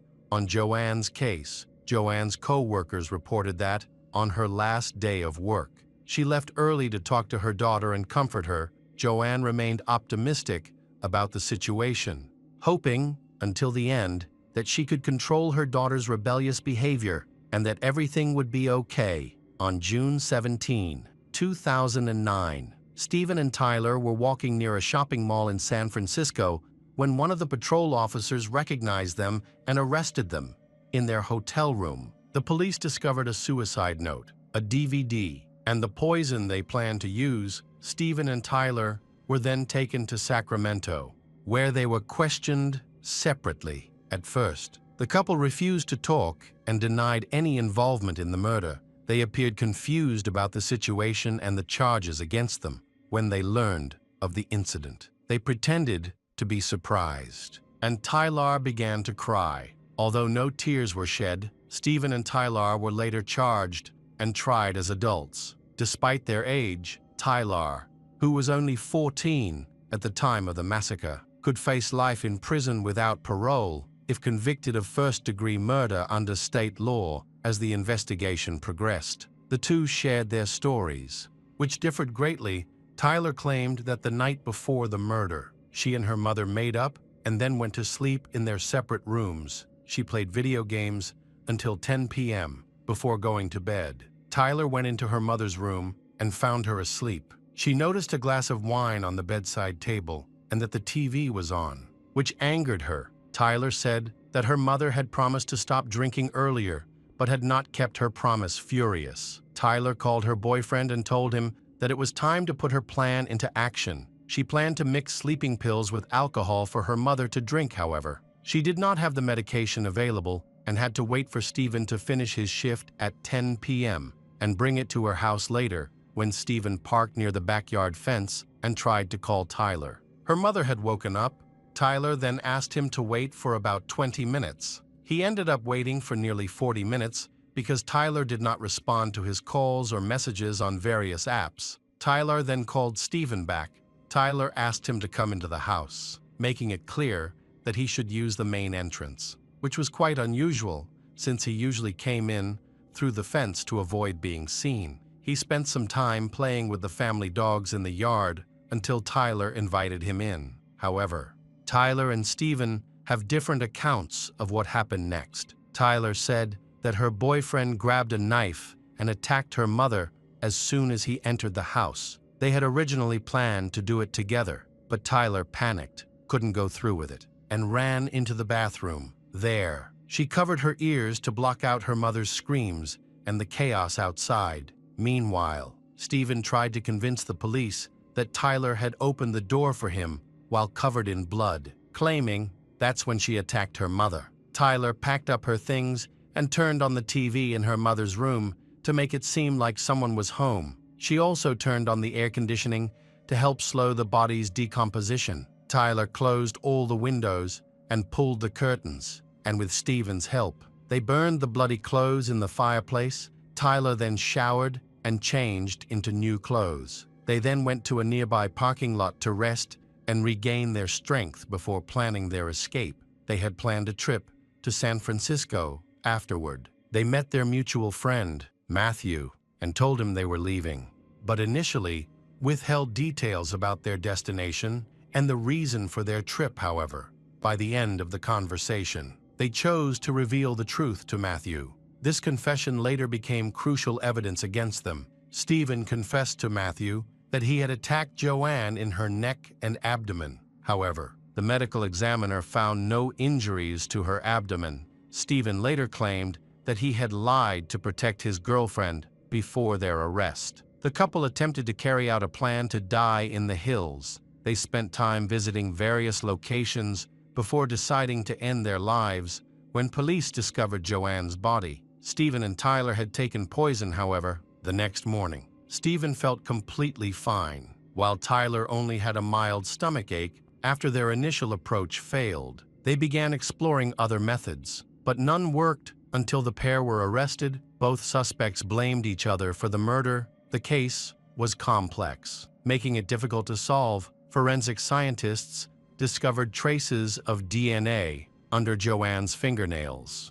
Possibly from a struggle, samples were sent for analysis, but the results were inconclusive. The owner of the DNA particles could not be identified, and at that time, DNA testing was not advanced enough to confirm that it was male DNA. Separate trials were scheduled for Tyler and Stephen, and they were held without bail. In September 2010, Tyler, on the advice of her attorney, chose to accept a plea deal from the prosecutor. By that time, she had already served more than a year in prison, which influenced her decision. Tyler agreed to testify against Stephen, helping to establish his first-degree murder conviction. While she would likely face a second-degree murder charge, she was also expected to testify in the abuse case against Stephen. Tyler entered into a plea agreement on September 17, 2010, and Stephen's trial began on May 17, 2011. Stephen's defense argued that he never threatened Joanne, they had a good relationship at first, as her mother treated him like a son when she believed he and her daughter were just friends. Their relationship soured after she learned of their romantic involvement. The defense contended that the daughter was responsible for the conflicts, claiming that she invited Stephen to live with them.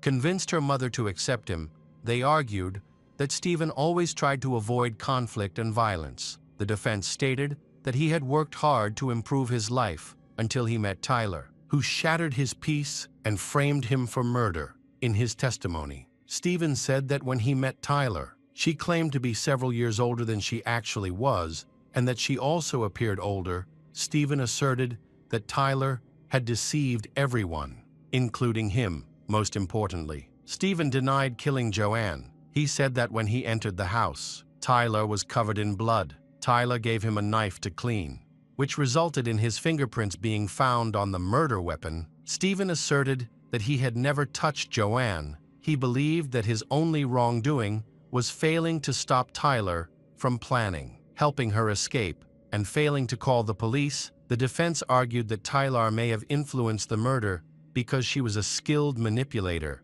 and had a history of problematic behavior, especially toward Joanne and others. Stephen only wanted to protect her, so he confessed in front of his friends. Unaware of the severity of the situation, they had agreed to end their lives anyway. The defense also presented Tyler's diary, in which she expressed her feelings about her mother's death, including threats and detailed descriptions of violence. This demonstrated her deliberate intent. Joanne's father confirmed that his daughter cared deeply for Tyler and did everything she could to ensure her safety. However, instead of appreciating this, Tyler became increasingly defiant, which escalated over time. Many people testified that what Joanne's father said was true, and witnesses confirmed Tyler's aggressive behavior. One day, a family friend witnessed Tyler slap her mother in the face, but Joanne did not react. This made her so anxious that she often cried alone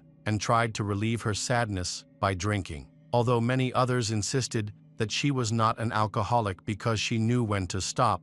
During the trial, Matthew, a close friend of the couple, revealed that they had confessed to attacking Joanne. Matthew mentioned a wound to Joanne's abdomen that was allegedly caused by Stephen, but forensic experts could not find any such wounds. This allowed the defense to emphasize Stephen's dishonesty in an attempt to protect his loved one. After the plea deal, Tyler testified against Stephen in court. She said that she and Stephen had gone to her mother's room with knives, but at the last minute, she got scared and hid to avoid hearing any of her mother's screams, which meant she blamed her boyfriend. Stephen's lawyers argued that Tyler's testimony was more about reducing her own sentence than seeking justice. As part of her plea agreement, she was supposed to help the police find the murder weapon. The last time Matthew saw the knife, the couple showed it to him and explained what happened before they left for San Francisco. They claimed to have thrown it into a storm drain, but the police did not find it. It is possible the knife was washed away by the water. The prosecution claimed that male DNA was found under Joanne's fingernails, while there was no female DNA. However, defense attorneys and an expert argued that the DNA could have been there due to normal interactions with any other man, suggesting that the evidence did not conclusively prove guilt. The prosecutor believed Stephen was the killer and supported this claim by highlighting his antisocial behavior, difficulty interacting with others, lack of friends, fondness for cold weapons, and his knife collection. Additionally, a diary belonging to Stephen was discovered, which contained entries about his deep love for Tyler and his willingness to do anything for her. The prosecutor argued that these sentiments could imply murderous intent. On June 14, 2011, the jury began deliberations, which lasted several hours. Stephen Paul Culver was convicted of first-degree murder for the death of Joanne Witt. He broke down in tears as he left the courthouse. Joanne's father was upset that his granddaughter described Joanne as an alcoholic who would incite violence against her own child. In his view, this description did not reflect the truth. Joanne had devoted her life to ensuring Tyler's happiness instead of receiving gratitude she suffered a tragic fate. On August 12, 2011, the judge announced the verdict. Stephen Paul Culver was sentenced to life in prison without the possibility of parole. Meanwhile, Tyler Witt pleaded guilty to second-degree murder, waived his right to a jury trial, and waived his right to appeal. Tyler Witt was sentenced to life in prison with the possibility of parole after 15 years.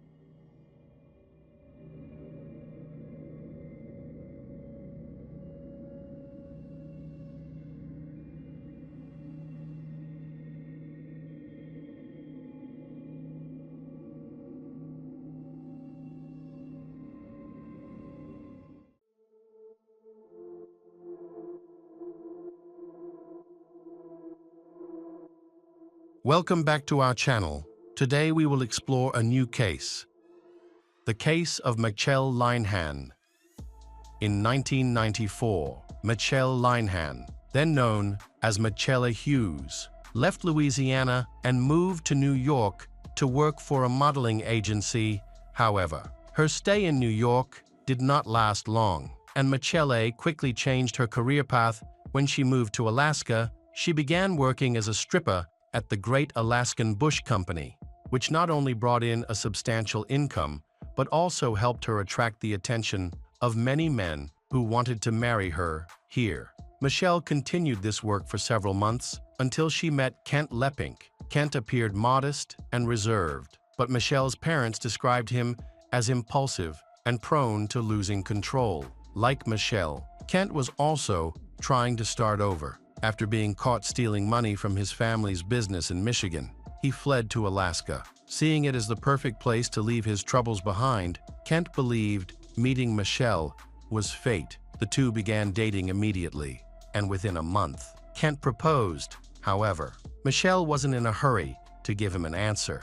When Kent introduced Michelle to his parents, they immediately noticed that she seemed distant toward him. When he hugged her, she instinctively pulled away, making it clear that Michelle didn't truly love Kent. His mother began to suspect that Michelle had been seeing other men, and what Kent's mother felt was right. When traveling salesman Scott Hilka met Michelle at the club in late 1994, he too fell in love with her. They quickly developed a deep relationship. Then, in the summer of 1995, a widower named John Carlin entered the picture.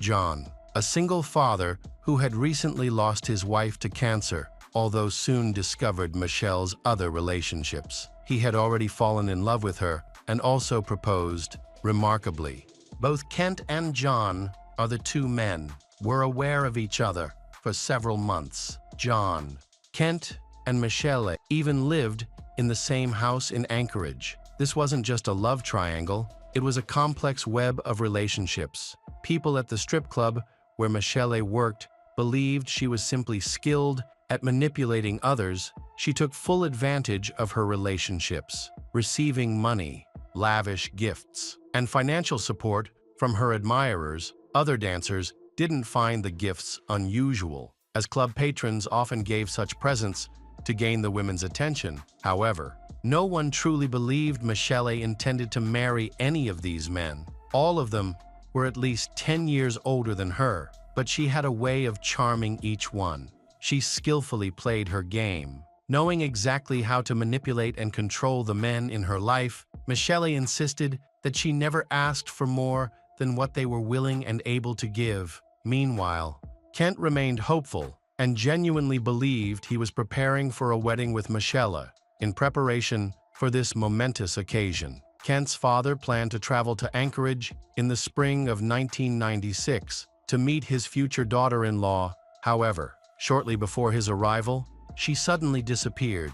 When Kent's father reached Anchorage, he found his son in a state of grief. After a brief visit, he returned to Michigan without fulfilling his purpose. On May 2, 1996, Kent's body was discovered along a deserted road. 80 miles south of Anchorage, he had been attacked 3 times, in the back, chest, and head. His body was found by accident when electricians working nearby noticed his bright red jacket. That same day, a letter arrived at his parents' home. The letter contained instructions that it should only be opened in the event of his death when his parents received the letter. They immediately tried to contact him, but were unable to reach him. The exact time of Kent's death could not be determined, but forensic experts estimated that he had died 1 or 2 days before his body was discovered. Shell casings were found near the body, but the murder weapon was missing. When the Leppink family learned of the tragedy, Kent's mother immediately remembered the letter her son had left behind, still sealed as he had instructed at the same time. Investigators at the crime scene were unaware that critical evidence was not there, but was instead in the possession of Kent's parents. The letter said that if he died under suspicious circumstances, John, Michelle, or Scott Hilke could be held responsible. He also requested one more thing, which was to ensure that Michelle would spend a long time in prison. Kent clearly suspected Michelle and one of her lovers of plotting to kill him. His parents immediately contacted the police and handed over the letter he had written. When detectives opened the envelope, they quickly realized that this case would be anything but straightforward. The letter provided critical clues and leads, prompting them to thoroughly investigate everyone involved in the love triangle. Scott said he was surprised to learn he was being investigated. As he was not in Alaska at the time of the murder, investigators reviewed all airline and phone records and determined that Scott was not in Alaska,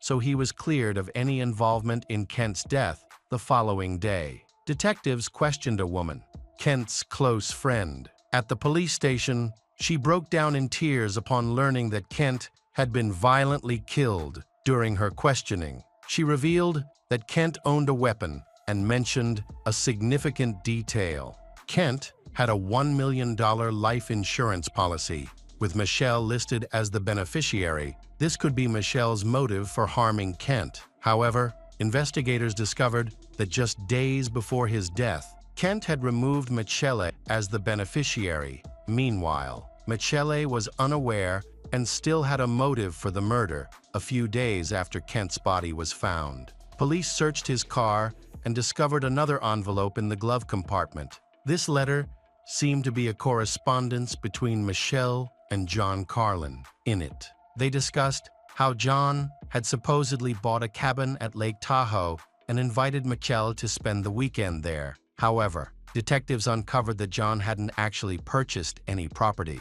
It was a lie. The whole situation seemed staged. As if John and Michelle were exchanging messages designed for Kent to find, the letter appeared intended to provoke Kent's jealousy and prompt him to travel to the lake, near where Kent's body was found. But why would they do this? Was it a trap to lure Kent? According to the police, the plan seemed to have worked. Kent had apparently become jealous, and it all ended with 3 weapon wounds. The problem was that this was all based on speculation, no concrete evidence, no witnesses, and not even the murder weapon. A few months into the investigation, the lead investigators were reassigned to another precinct, causing the case to lose momentum and eventually come to a complete halt despite several pieces of circumstantial evidence. No charges were ever filed. At the time, Hilke was living in California. Carlin and Michelle each left shortly after the murders. Michelle settled in Olympia,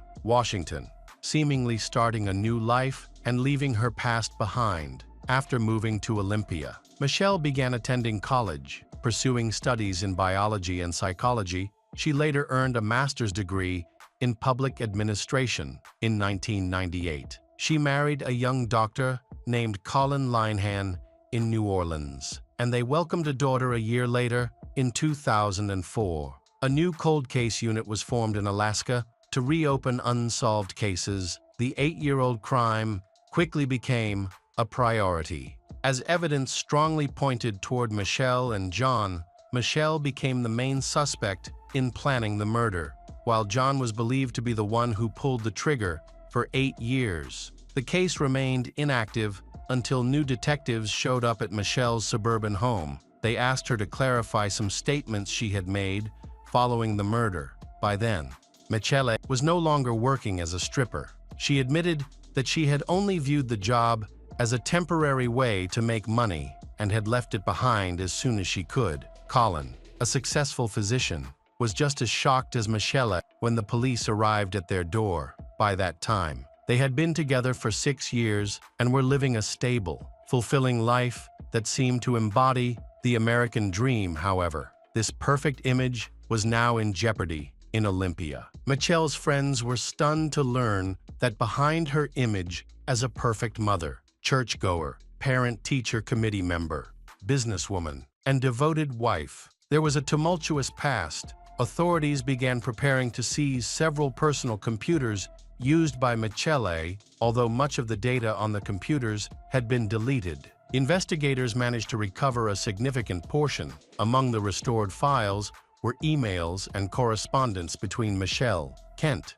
John, and Scott Hilka. It became clear that Michelle had captivated the hearts of all 3 men, telling each one he was the most important person in her life while dismissing the others as mere toys to cover her expenses. These revelations exposed the manipulative dynamics of their relationships, but did not provide enough solid evidence to charge her with murder. There were, however, incriminating findings in the case. Investigators focused on a letter sent the day before the murder, which discussed Seychelles, a country offering citizenship for a substantial fee. The key detail in the letter was Michelle's question about whether Seychelles had an extradition agreement with the U.S. and if it would extradite criminals. However, this alone was not enough to press charges, adding to the complexity. The murder weapon was identified as a .44 caliber Desert Eagle, a distinctive weapon initially.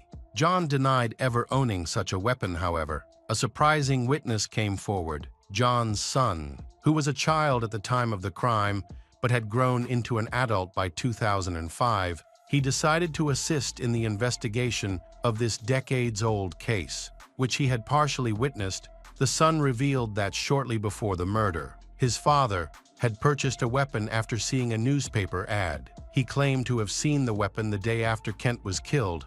It was in the bathroom sink, being cleaned with some kind of chemical, and his father appeared to be handling it carefully. The son could not identify the weapon's model or describe its appearance in this tangled love triangle orchestrated by the dancer. It seemed possible that John had been the one to acquire the weapon from the beginning of the investigation. Michelle insisted that she was cooperating with law enforcement and denied any involvement in Kent's death. By the fall of 2006, investigators believed they had gathered enough evidence to charge both Michelle and John Carlin with first-degree murder. Michelle was able to post bail immediately and return to her family in Washington while awaiting trial. Although she was required to wear an ankle monitor and adhere to strict restrictions, John, however, was denied bail and spent 6 months in custody before the trial, maintaining his innocence throughout. In court,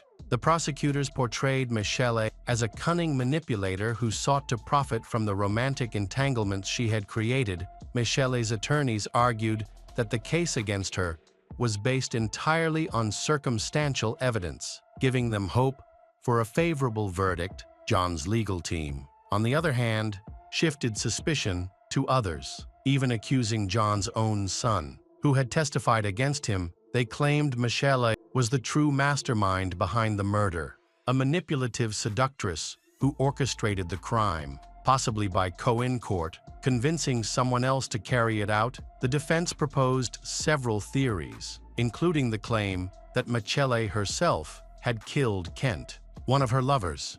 To collect a $1 million insurance payout, the prosecution argued that John had spent a large amount of money on Michelle, whom he deeply loved, when one of her other lovers pulled away.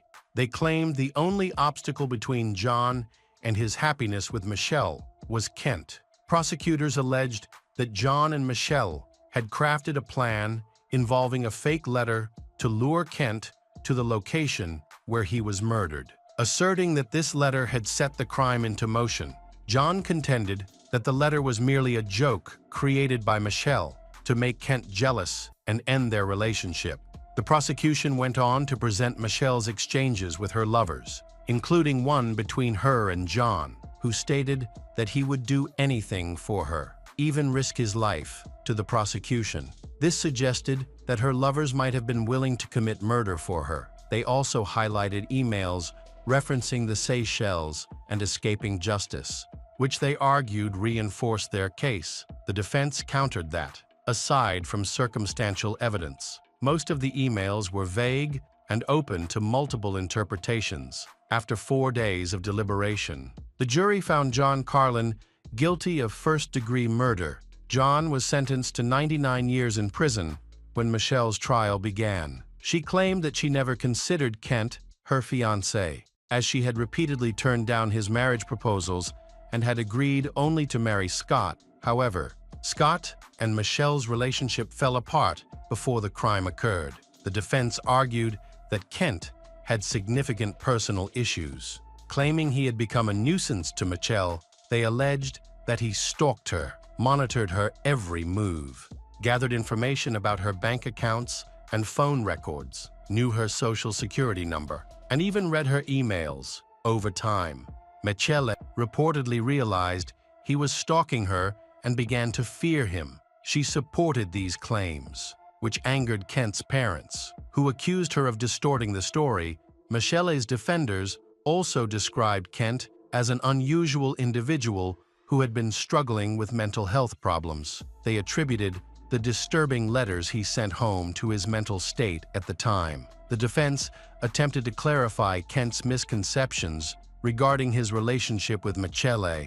He was fully preparing for a wedding despite her refusal. In the end, it was supposedly too difficult for him to acknowledge that he had been so mistaken, and thus, revenge seemed like a viable option to him. However, the defense argued that this did not make Michelle a bad person, let alone a murderer. They also raised concerns about the email exchanges, contending that it was inappropriate to edit or delete portions of the messages to leave only incriminating statements. The defense further disputed the assertion that Michelle had committed the crime or that she was the mastermind behind it. Under Alaska law, if it could be proven that Michelle was involved in planning the murder, her actions would legally be considered equivalent to pulling the trigger. Even the attorneys expressed concerns that Michelle's past might prevent the jury from recognizing her as the educated wife and mother she had become. Surprisingly, a former dancer who had worked with Michelle at a club testified for the prosecution. This witness kept a detailed diary in which she noted the favorite films of her friends and acquaintances. She claimed that Michelle was particularly obsessed with the 1994 film, The Last Seduction, a story that paralleled Kent's case. In the movie, the female protagonist manipulates her lover into killing her husband to collect insurance money. The witness asserted that Michelle often referred to this film as her favorite, admired the lead character, and aspired to be like her. The defense disputed the testimony, stating that Michelle did not have access to a weapon matching the one used in the crime. Additionally, the defense argued that Michelle had taken steps to remove herself from Kent's insurance policy shortly before the murder. The prosecution countered this claim, arguing that Michelle was not canceling her involvement, but merely clarifying beneficiary details. However, Kent had already changed the beneficiaries before his death, leaving Michelle with nothing. During the hearings, Michelle remained calm and chose not to testify before the jury, consistently asserting her innocence and claiming she had nothing to hide. The defense presented her husband, Colin, as a key witness to challenge the claim that Michelle could be a murderer or the mastermind behind the crime. Colin played a crucial role in defending Michelle's character, which the prosecution had tried to tarnish. He shared that, although he was aware of Michelle's past work as a stripper, he admired her determination to take that job to pay for college and create a better future for herself. The defense argued that the prosecution's case against Michelle relied entirely on circumstantial evidence and lacked any concrete proof. The trial lasted 5 weeks, followed by 2 days of jury deliberation. On October 22, 2007, Michelle was convicted of first-degree murder. The verdict was devastating for Michelle. Her fiancé Colin and their daughter, Kent's relatives, feel relieved and partially fulfill Kent's last wish before he was killed. Michelle's attorney, however, was determined to keep fighting. The defense team filed an appeal, focusing on the missing murder weapon and the questionable evidence used to convict her. The rare weapon, believed to have been used to kill Kent, could potentially exonerate her, but it had not been found even more than a decade after the crime. After John Carlin began serving his sentence, he reportedly admitted to owning a weapon matching the description, a Desert Eagle of the same caliber as the murder weapon. John claimed he had lied earlier out of fear, believing he was being hunted and would be jailed based on his testimony. According to him, his weapon went missing shortly before the crime, but later reappeared. He explained that he had been forced to clean it with a chemical solution to remove fingerprints and then disposed of it by throwing it into a garbage container.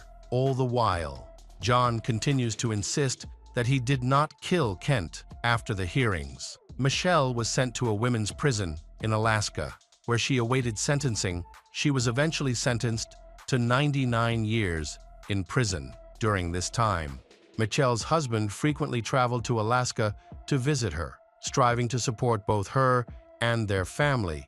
2 years later, Michelle's attorney successfully overturned her first-degree murder conviction. A significant development arose when John Carlin, who had been beaten to death in a Lodge prison fight in 2008, while his appeal was still pending, became central to the case. Since Michelle's conviction had been primarily based on John's testimony, the court dismissed the case following his death. This marked a turning point in Michelle's favor. On February 5, 2010, the Alaska Court of Appeals overturned Michelle's conviction. While awaiting a retrial, Michelle was released on $250 bail. During the retrial, the prosecution was prohibited from referencing her previous conviction, the movie, or the victim's letters, as these were deemed speculative. As a result, the case against Michelle began to look much weaker. Kent's parents attended the hearings and were shocked to learn of Michelle's release. On December 13, 2011, Anchorage Superior Court Judge Philip Volland dismissed the murder charge against Michelle. Due to the prosecution's inability to prove her guilt, Michelle resumed her life in Washington, where she now runs a laser surgery clinic after John Carlin's death in prison. His son filed a lawsuit against the state of Alaska and received $160 in compensation for his father's death. Kent's father passed away in 2014, but Kent's mother continues to visit Alaska. She considers it the only place where she feels close to her son and remains committed to seeking justice. Each visit, however, reminds her of the guilt she feels for being unable to fulfill Kent's final wish, as described in his letters. In the end, no one was ever held accountable for Kent's murder.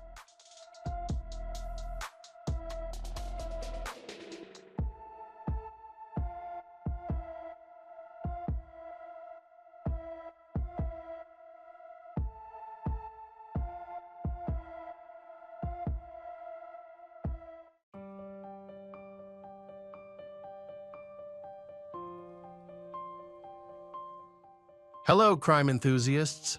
Are you ready for another chilling investigation? The case of Stephanie Fernandez. In 2009, Stephanie Fernandez was living in Massachusetts with her 6-year-old daughter, Angelina. Stephanie, a single mother, was struggling financially and had no money to support them. She had learned to dance while she was in school and was quite flexible to make ends meet. Stephanie decided to earn money by dancing in nightclubs and performing for men. She kept her work a secret from Angelina, who only knew that her mother worked nights. One night at work, Stephanie noticed a handsome man staring at her after her performance. She approached him, and they talked for an hour. His name was Andrew Wagner. During their first conversation, they seemed to get along well and discovered they had a lot in common. Stephanie gave him her phone number, and they arranged to meet after her shift, where they both admitted their feelings for each other at the time.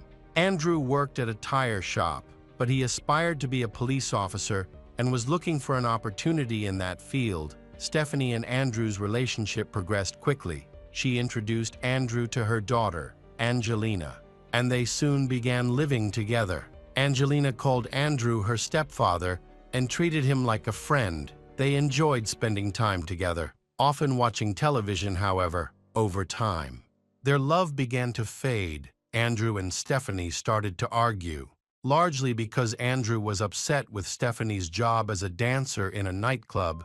He wanted her to perform only for him and was unhappy that she continued to work there, even though Stephanie had quit her job for a while. Their arguments continued. One day, Angelina witnessed Andrew grabbing her mother's head and nearly slamming her into a wall, despite their troubled relationship. In 2012, 3 years after they first met, Andrew proposed to Stephanie and gave her a ring. She happily accepted his proposal and agreed to marry him. At the same time, Andrew started a new job at a correctional facility, bringing him closer to his dream of working in law enforcement. It seemed like their relationship had improved. But by early 2013, Stephanie decided to leave Andrew and rekindle her relationship with her ex-boyfriend Michael, who was 13 years her senior. Stephanie and Michael first met when she was 19 and he was 32. They began dating in the early 20s, but their relationship ended after a while. In 2013, when Stephanie was 30, she rekindled her relationship with Michael a few months later. He proposed to her at the same place they had first met and gave her a $44 ring. Stephanie accepted his proposal, but just a month later, they had a serious argument at Michael's house. During the argument, Stephanie picked up a kitchen knife and swung it at him. Michael disarmed her, and it seemed like the matter was resolved. However, the conflict escalated during another argument. This time, Stephanie picked up a knife again, and Michael defended himself by using a chair as a shield. Stephanie stabbed the chair 4 times before leaving the room. Concerned for their safety, Michael gathered all the knives in the house and hid them. After these incidents, Michael decided that he did not want to marry Stephanie anymore and broke off the engagement just a month after the proposal. In late 2013, Stephanie got back together with Andrew and moved into a new house with him. After moving to their new home in Massachusetts, tensions flared again between Andrew and Stephanie. They decided it was time to plan for a pregnancy and set a wedding date for October 2014. On the evening of May 7, 2014, Stephanie put her daughter Angelina to bed on the second floor and went into the kitchen to prepare dinner. Andrew was in the living room, watching TV. That night, they each had 2 glasses of wine. During the conversation, Andrew began asking Stephanie what she had done that week while he was at work. Andrew accused Stephanie of cheating on him, and the couple began to argue. After a while, Andrew expressed a desire to be intimate, but Stephanie refused. In a fit of anger, he threw her onto the couch, grabbed her by the neck with one hand, and tried to pull down her pants. He then grabbed a nearby weapon and pointed it at Stephanie's head, threatening her. When Andrew backed away, and Stephanie quickly ran into the kitchen to grab a knife, telling him to stay away from her. After this encounter, Andrew became even angrier. He grabbed her head and tried to smash it against the wall. In desperation, Stephanie attacked him with the knife. Andrew fell to the floor, and she began to cry loudly. Unable to find a phone to call 911, she ran to her neighbor, who was a nurse, for help. The neighbor opened the door. Not knowing what was happening, she saw Stephanie standing there in a t-shirt and sweatpants. Stephanie desperately called for help, saying that her fiancé was bleeding. She explained that she had injured him in self-defense because he had threatened her with a weapon. Hearing the emergency, the neighbor and his wife, who had worked as paramedics, quickly rushed to Andrew's house. When they entered, they saw the weapon Andrew had threatened his wife with lying on the sofa. They then found Andrew lying on the floor. His lips were black and blue, and there was a film covering his eyes. The neighbors found Andrew with a deep wound to his neck. They then took off his shirt to try to stop the bleeding. Meanwhile, the neighbor's daughter ran into Andrew's house, called 911, and reported the situation. During this time, Stephanie was nearby, screaming and crying nonstop. At one point, she pushed Andrew, trying to wake him up. The neighbors yelled at Stephanie to stop and told her to be quiet. They then did everything they could to save him. At this point, Stephanie's screams woke up her daughter, Angelina, who was sleeping on the second floor. She left her room and went downstairs. Angelina saw a horrifying scene, prompting Stephanie to order her to go back to her room and away from the traumatic scene. At this point, Andrew had stopped breathing. The neighbors began CPR and continued until the police and ambulance arrived. Paramedics instructed the neighbors to stay back while they assessed Andrew's condition and took him to the hospital. The police then searched the house and discovered a kitchen knife on the bathroom floor, which was determined to be the murder weapon. Angelina was taken to stay with a relative, worried about her mother. She became hysterical. Stephanie was taken to the police station, where she was questioned for 3 hours. She cried and begged for information about Andrew. Expressing her love for him and her family, she was extremely distressed, saying that she did not care about her fate as long as Andrew was alive. During the questioning, Stephanie asked about her daughter. The police also noted a large bruise on Stephanie's face and a bite mark on her hand. At the end of the interrogation, they informed Stephanie that Andrew had died in the hospital. Upon hearing this, Stephanie confessed that she had attacked Andrew with a knife in self-defense, stating that she had no other choice. After her confession, she was arrested and charged with first-degree murder. The medical examiner determined that Andrew died from blood loss due to his injuries, and his injuries indicated that he had not attempted to defend himself. There was a small amount of alcohol in his blood. On June 13, 2014, nearly a month after the incident, Andrew's father went to his son's house to change the locks and discovered that someone had cleaned the house and wiped all the blood off the walls and floors. It was revealed that Stephanie's sister had hired a cleaning service, which cleaned the house on May 20.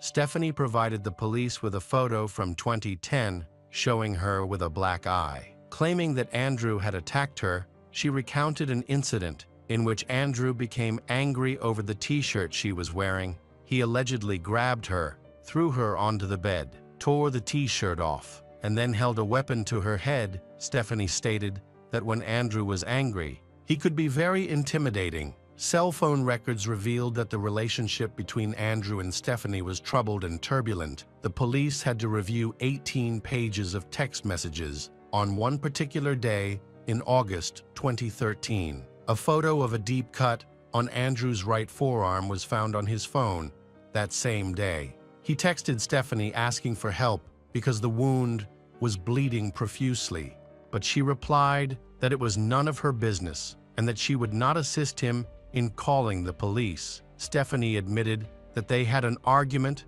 and that she had accidentally injured his hand. In September 2013, Andrew sent Stephanie an angry text message accusing her of having an affair with Michael, and he insulted Michael in the process. In her reply, Stephanie admitted that she was indeed dating Michael. After this exchange, Stephanie sent private photos of herself to both Andrew and Michael within hours of each other. About a month later, in October 2013, Stephanie told Andrew that Michael wanted to adopt Angelina. In that text message, she stated that she did not care about his future. Andrew informed Stephanie that he planned to buy a house and wanted to meet her for a serious talk. Meanwhile, she also sent affectionate text messages to her ex-fiancé, Michael, who had called off their engagement. Stephanie invited Michael to go on vacation together and asked him for money for yacht. But Michael declined and suggested that she find another job. In December 2013, Stephanie went on yacht and began texting Andrew, sharing how much fun she was having. She also asked him if he had a girlfriend.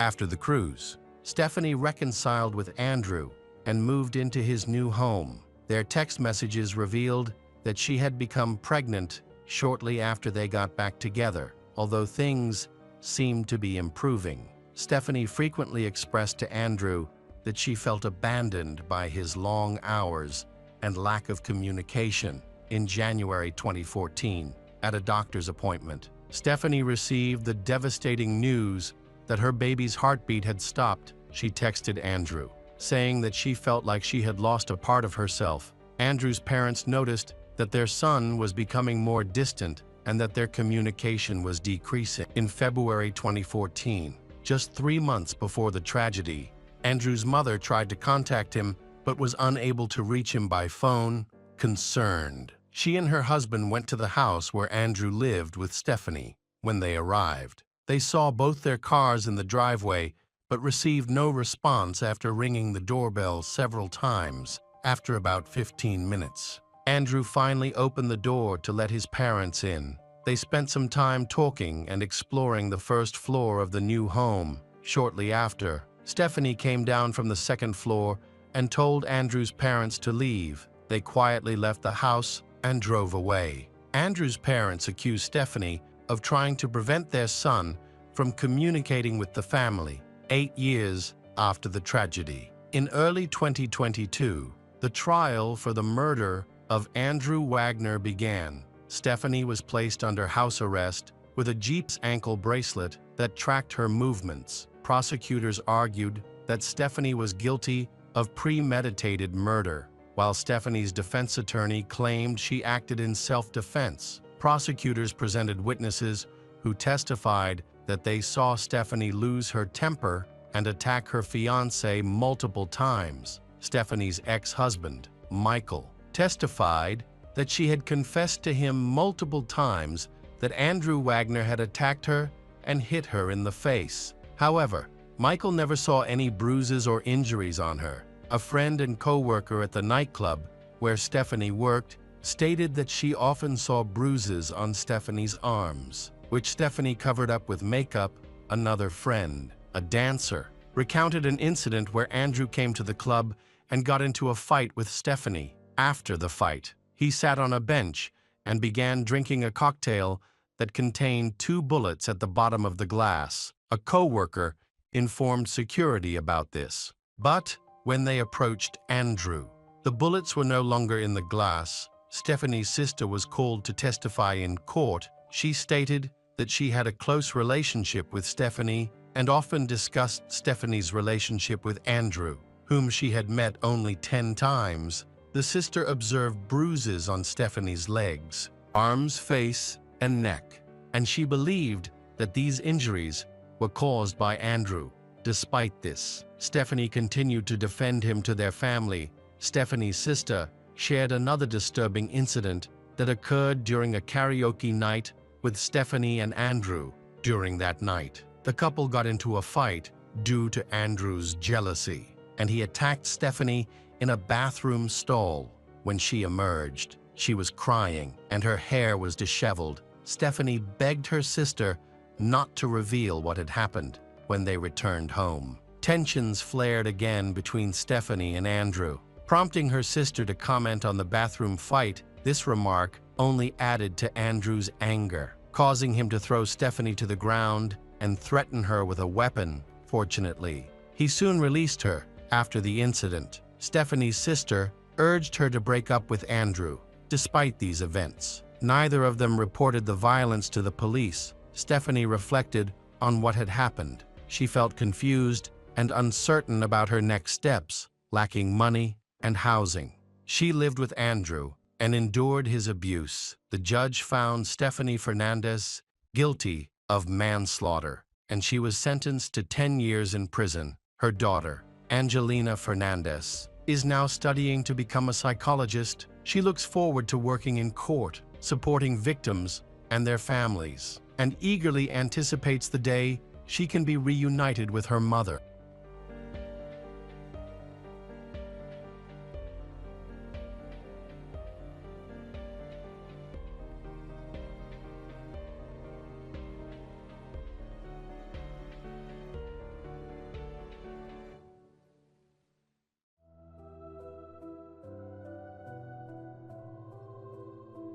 Welcome back to our channel. Today we will explore a new case, the case of Robert Denton. Bristol is a city in Sullivan County, Tennessee, United States. The surrounding landscape is dominated by hills and forests. Among the trees are scattered homes, many of which sit on secluded plots of land, slightly removed from the roads below. At approximately 5:45 p.m. on August 29, 2015, a local homeowner, who worked the night shift and was asleep at the time, was awakened by the sound of gunfire. He recounted stepping out onto his porch, looking around, and then heading back inside. He initially thought everything was normal since there was a hunting site nearby.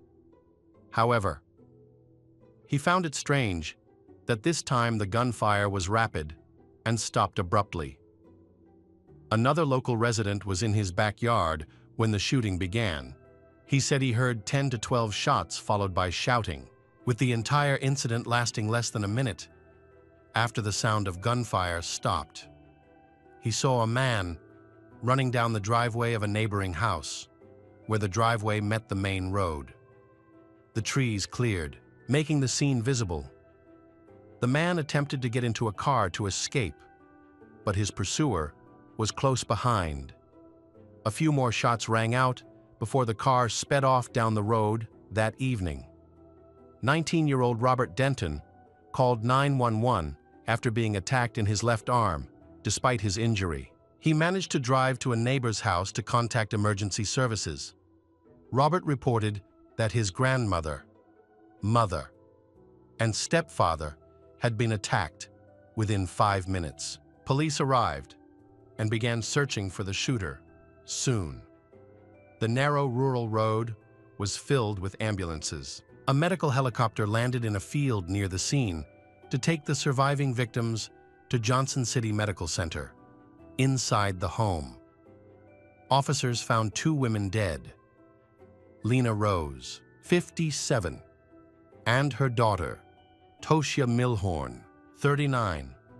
Toshia's husband, James Milhorn, was found unconscious on the porch with severe injuries. He was taken to hospital but later died. At the time of the shooting, 6 children were in the house. 5 were siblings, and the 6th was a visiting friend. A 7-year-old girl sustained non-life-threatening injuries, and none of the other children were harmed. Toshia and James had been married for about 4 years. Both also had children from previous marriages. James worked as a paramedic and firefighter for several agencies. He enjoyed restoring old cars and doing mechanical work in his free time. Toshia and James were remembered as loving, funny, and cherished by their family, friends. Those who knew them were left shocked and confused as to why anyone would want to harm them. The property where this tragedy occurred belonged to Toshia's parents, Curtis and Lena Rose, who had been married for 40 years. Toshia and her husband had moved in temporarily, intending to stay for just a few months while completing work on their trailer.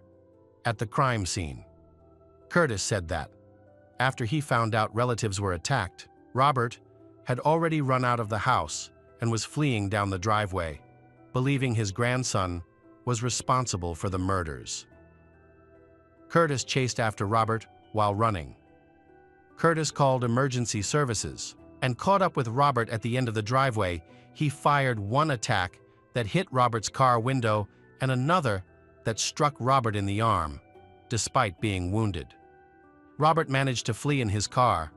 When the police arrived, Curtis directed them toward Robert, but by then, Robert had already disappeared behind the house's back door. Near the laundry room leading to the kitchen, a rifle and a camouflage jacket were found on the ground, which was identified as the murder weapon. 7 shell casings were recovered at the scene, matching the ammunition Robert had with him when emergency responders transported him to the hospital.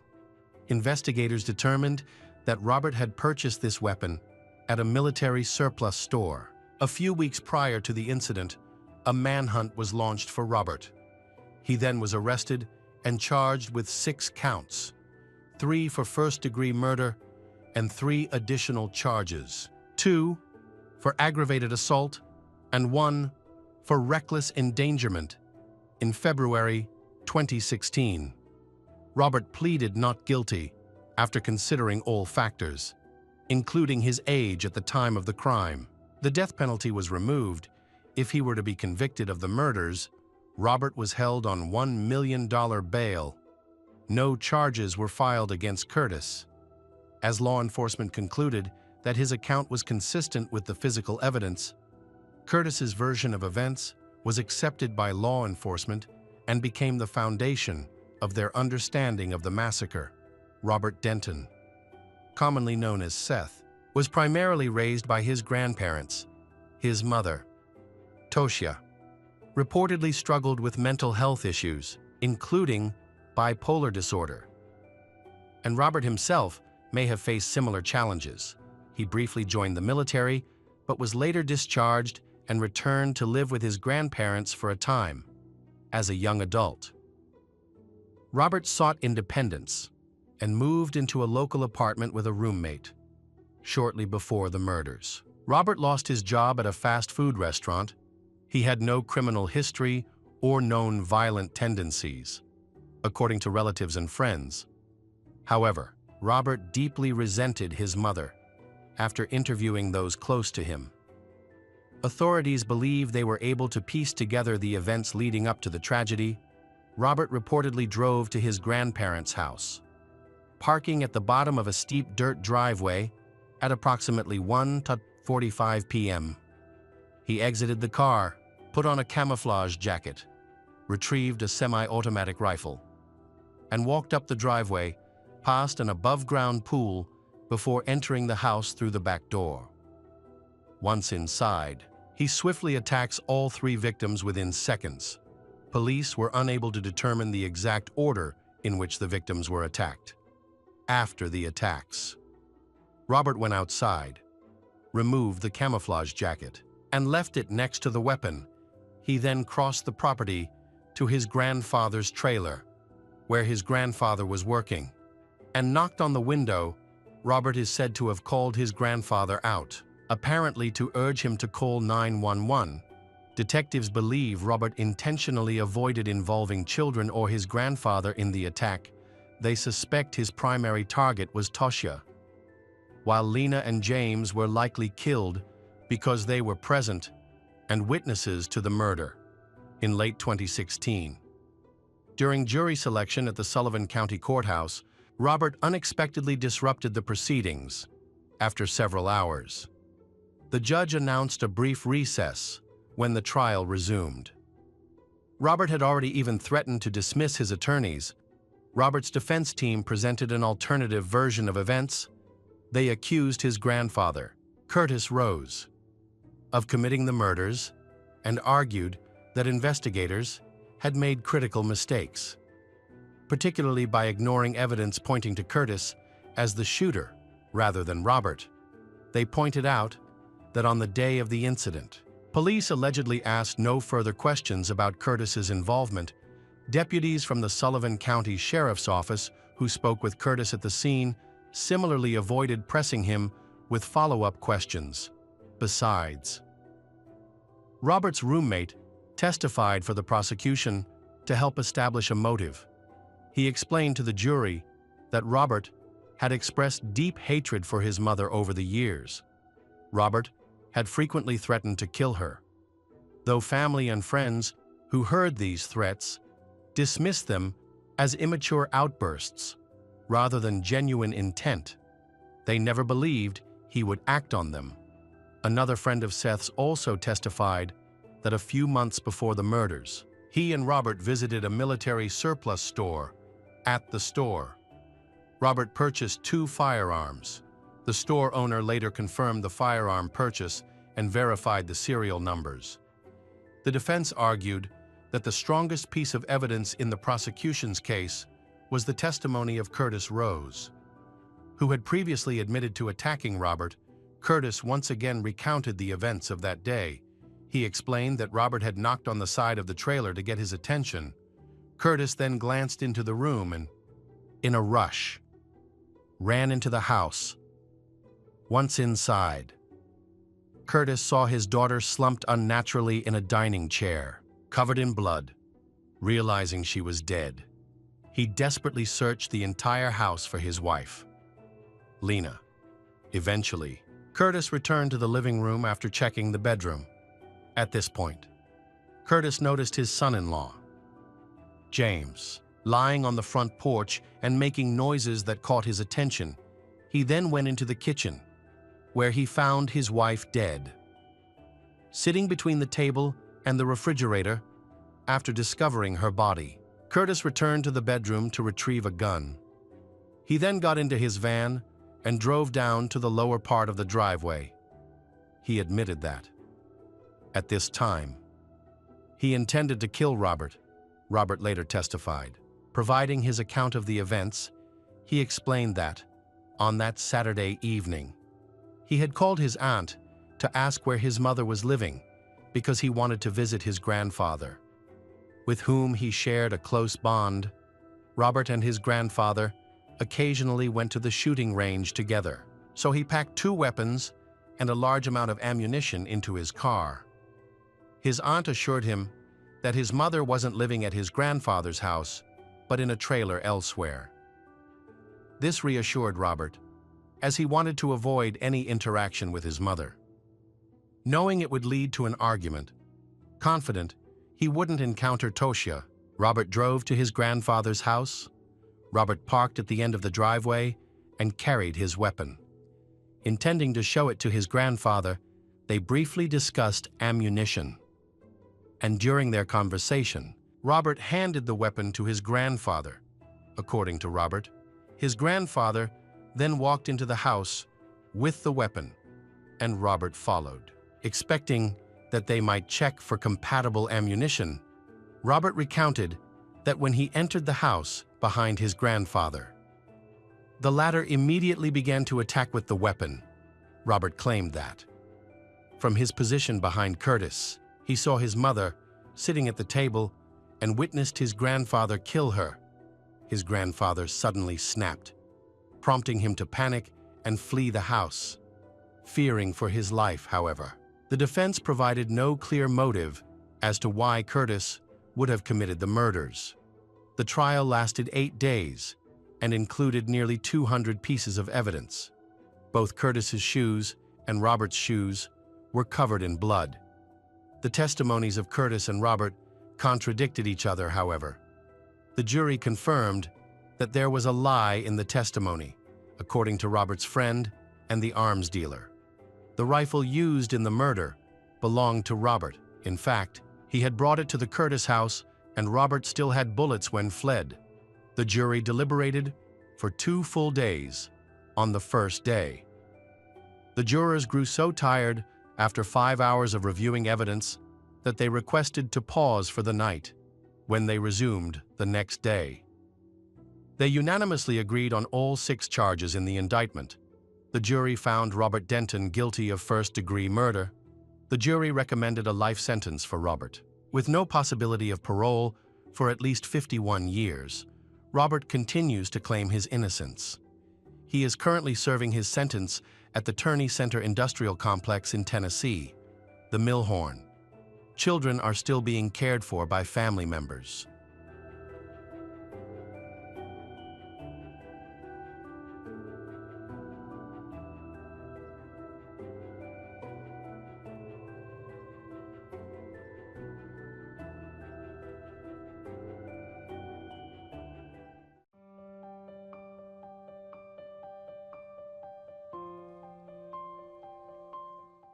Hello again, true crime fans. We've got another mysterious case to explore. The case of Shannon Medill. Shannon Medill was born in 1989 in Alberta, Canada. She spent years honing her acting skills. Her journey was challenging, but she was ready to start a new chapter in her life. On November 26, 2014, Shannon auditioned and was selected. But before she could celebrate her achievement, she disappeared without a trace. After a day passed without Shannon returning home, Her family's worries grew as no one could reach her. Shannon's family was confused. Not knowing what could have happened, they called her cell phone, sent messages on all social media platforms, and left emails. But Shannon did not respond. Her behavior was unusual and completely out of character. Shannon's family contacted the police, but they stressed that Shannon was an adult who had the right to come and go without informing anyone. However, Shannon's family insisted that this behavior was out of character for her and that a search had to be launched. Fearing that something terrible might have happened, Shannon was the youngest of 4 children. From a young age, she loved being the center of attention and was very creative. She loved to sing and began performing in small shows in kindergarten, showcasing her acting talent during her school years. Ultimately, did not complete her studies. Choosing instead to focus on her acting skills, Shannon spent her days attending auditions and interviews, but she was constantly rejected. However,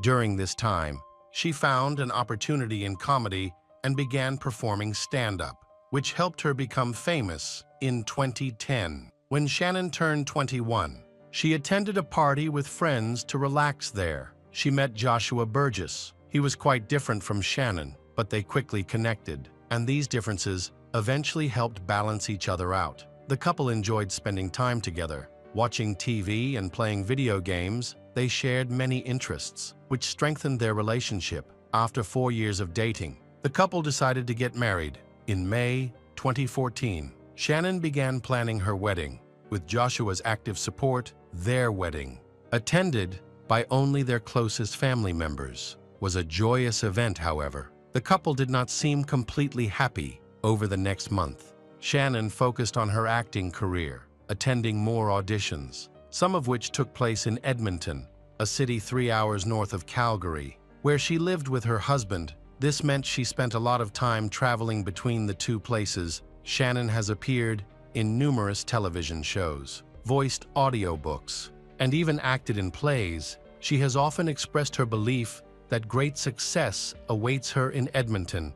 On November 26, 2014, 25-year-old Shannon and her brother Brett had planned to meet at the Calgary Theatre. Prior to their meeting, Shannon had auditioned for a show and she was accepted. Marking a major milestone in her journey to pursue her dreams, Brett was waiting for Shannon at the theater, and he understood how important the event was to her. As the minutes ticked by, his anxiety grew. He couldn't reach her. Shannon ignored his messages. Eventually, he had no choice but to leave. He tried calling her the next morning, but she still didn't answer. Brett contacted their parents, but they were also confused about the situation. His mother suggested that Shannon's work schedule might have changed. She mentioned that sometimes, when Shannon worked the night shift, she would sleep during the day. However, this explanation didn't seem plausible. Shannon usually paid attention to her phone calls because it was important for her to stay in touch and not miss anything significant.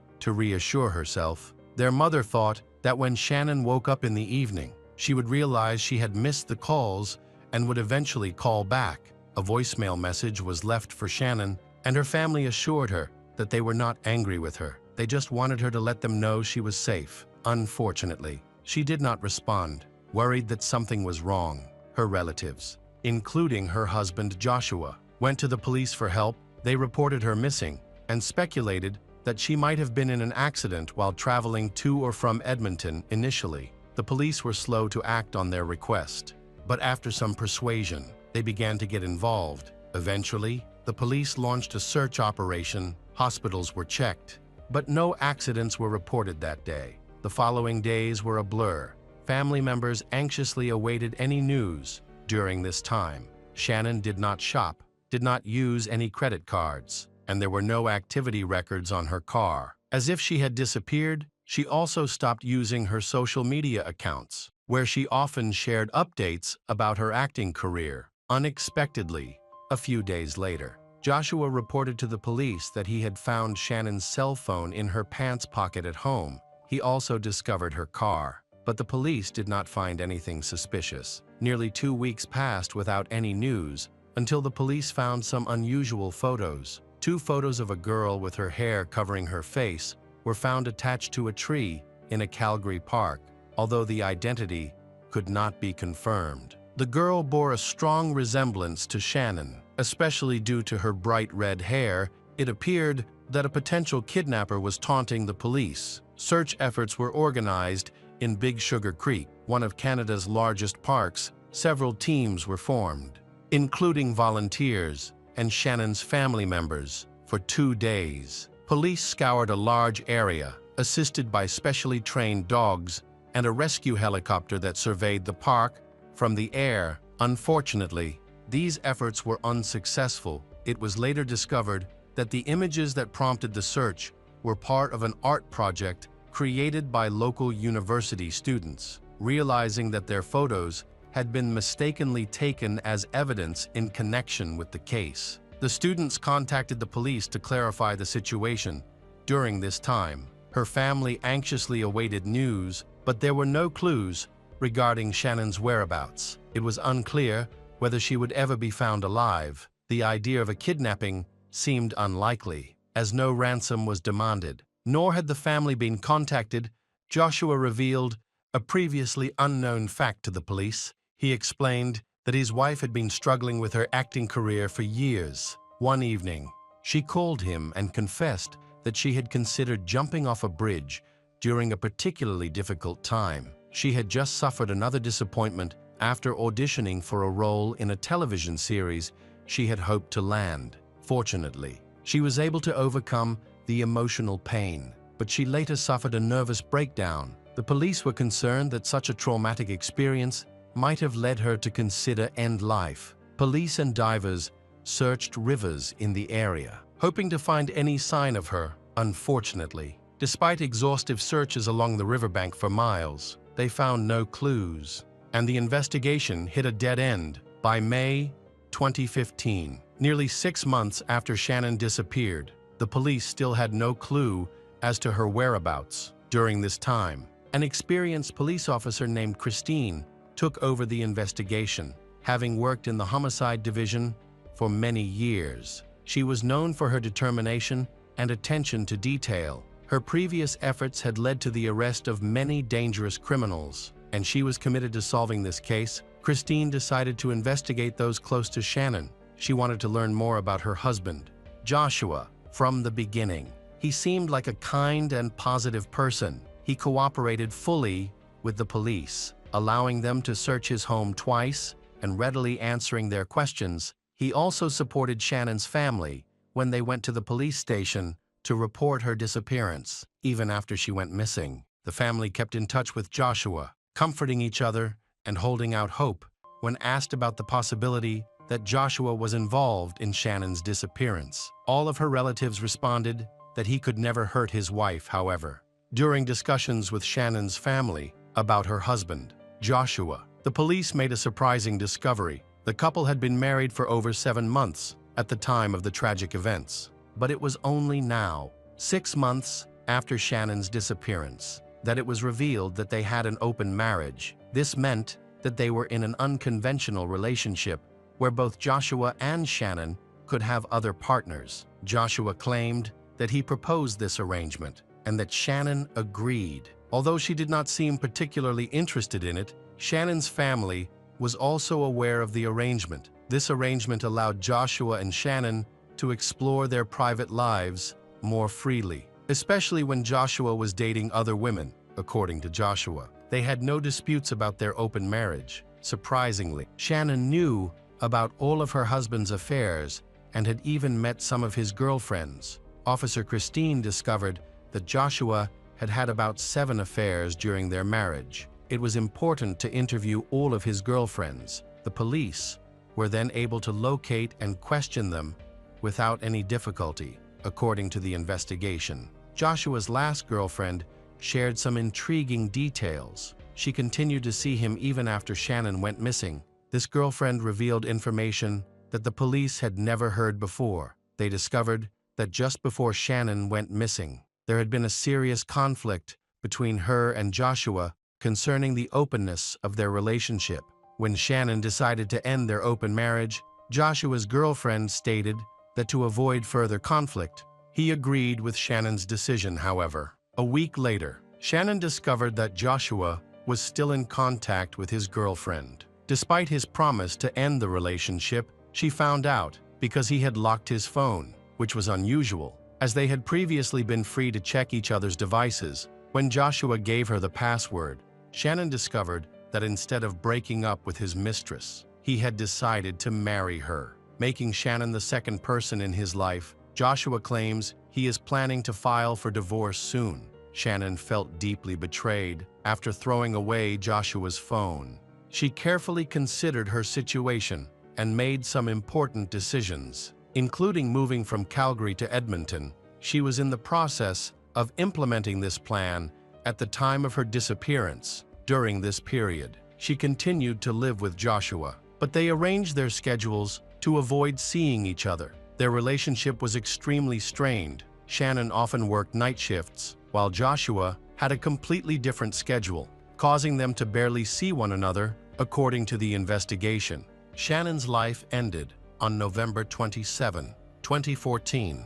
After that day, all her banking transactions stopped. She ceased using the internet, and her phone went silent at noon. However, a signal from her phone was detected in an alley in the city the next morning. Joshua later claimed that he had found the phone at home. Interestingly, a few days later, Joshua also discovered Shannon's car, but could not explain how he found it. All of this seemed very suspicious to Officer Christine. Christine decided to speak to Joshua again. Meanwhile, an application to confiscate Joshua's phone had been filed, as he was increasingly considered a prime suspect in Shannon's case. In addition, the police decided to confiscate the car. On June 2, 2015, 7 months after Shannon's disappearance, Police Christine, along with other police, went to Joshua's house. They brought a search warrant to confiscate his cell phone and car. The officers knocked on the door and asked to enter the house. But initially, Joshua did not answer.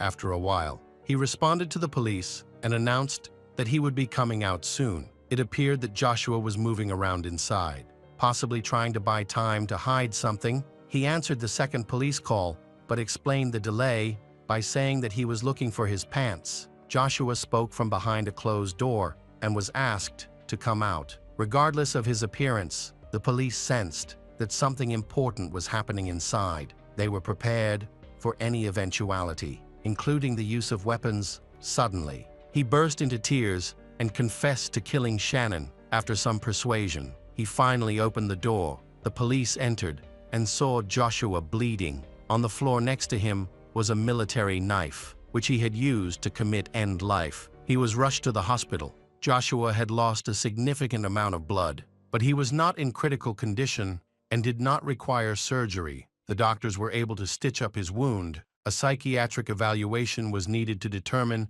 whether he was a danger to himself or others. When Joshua was taken into the interrogation room, he only said that he would confess his love to Shannon if he could see her alive, and he did not say anything else. Meanwhile, the police searched Joshua's home with the help of sniffer dogs. Later, they discovered a body buried in the yard, and during the excavation, they found enough evidence to secure a conviction. However, they still wanted to obtain a confession and hear Joshua's account of the events. On the second day after his arrest, Joshua provided a detailed account of the events on the day Shannon went missing. He returned home and found her sitting on the couch. She appeared very upset and immediately accused him of cheating, calling him a traitor for the affair. In a fit of rage, she lost control and said many harsh words to him. Unable to bear her accusations, Joshua tried to cover her mouth with his hand. In response, Shannon bit him and continued to insult him, expressing her disgust at his attempts to touch her. In a fit of rage, Joshua grabbed Shannon by the neck and began to strangle her until she stopped breathing.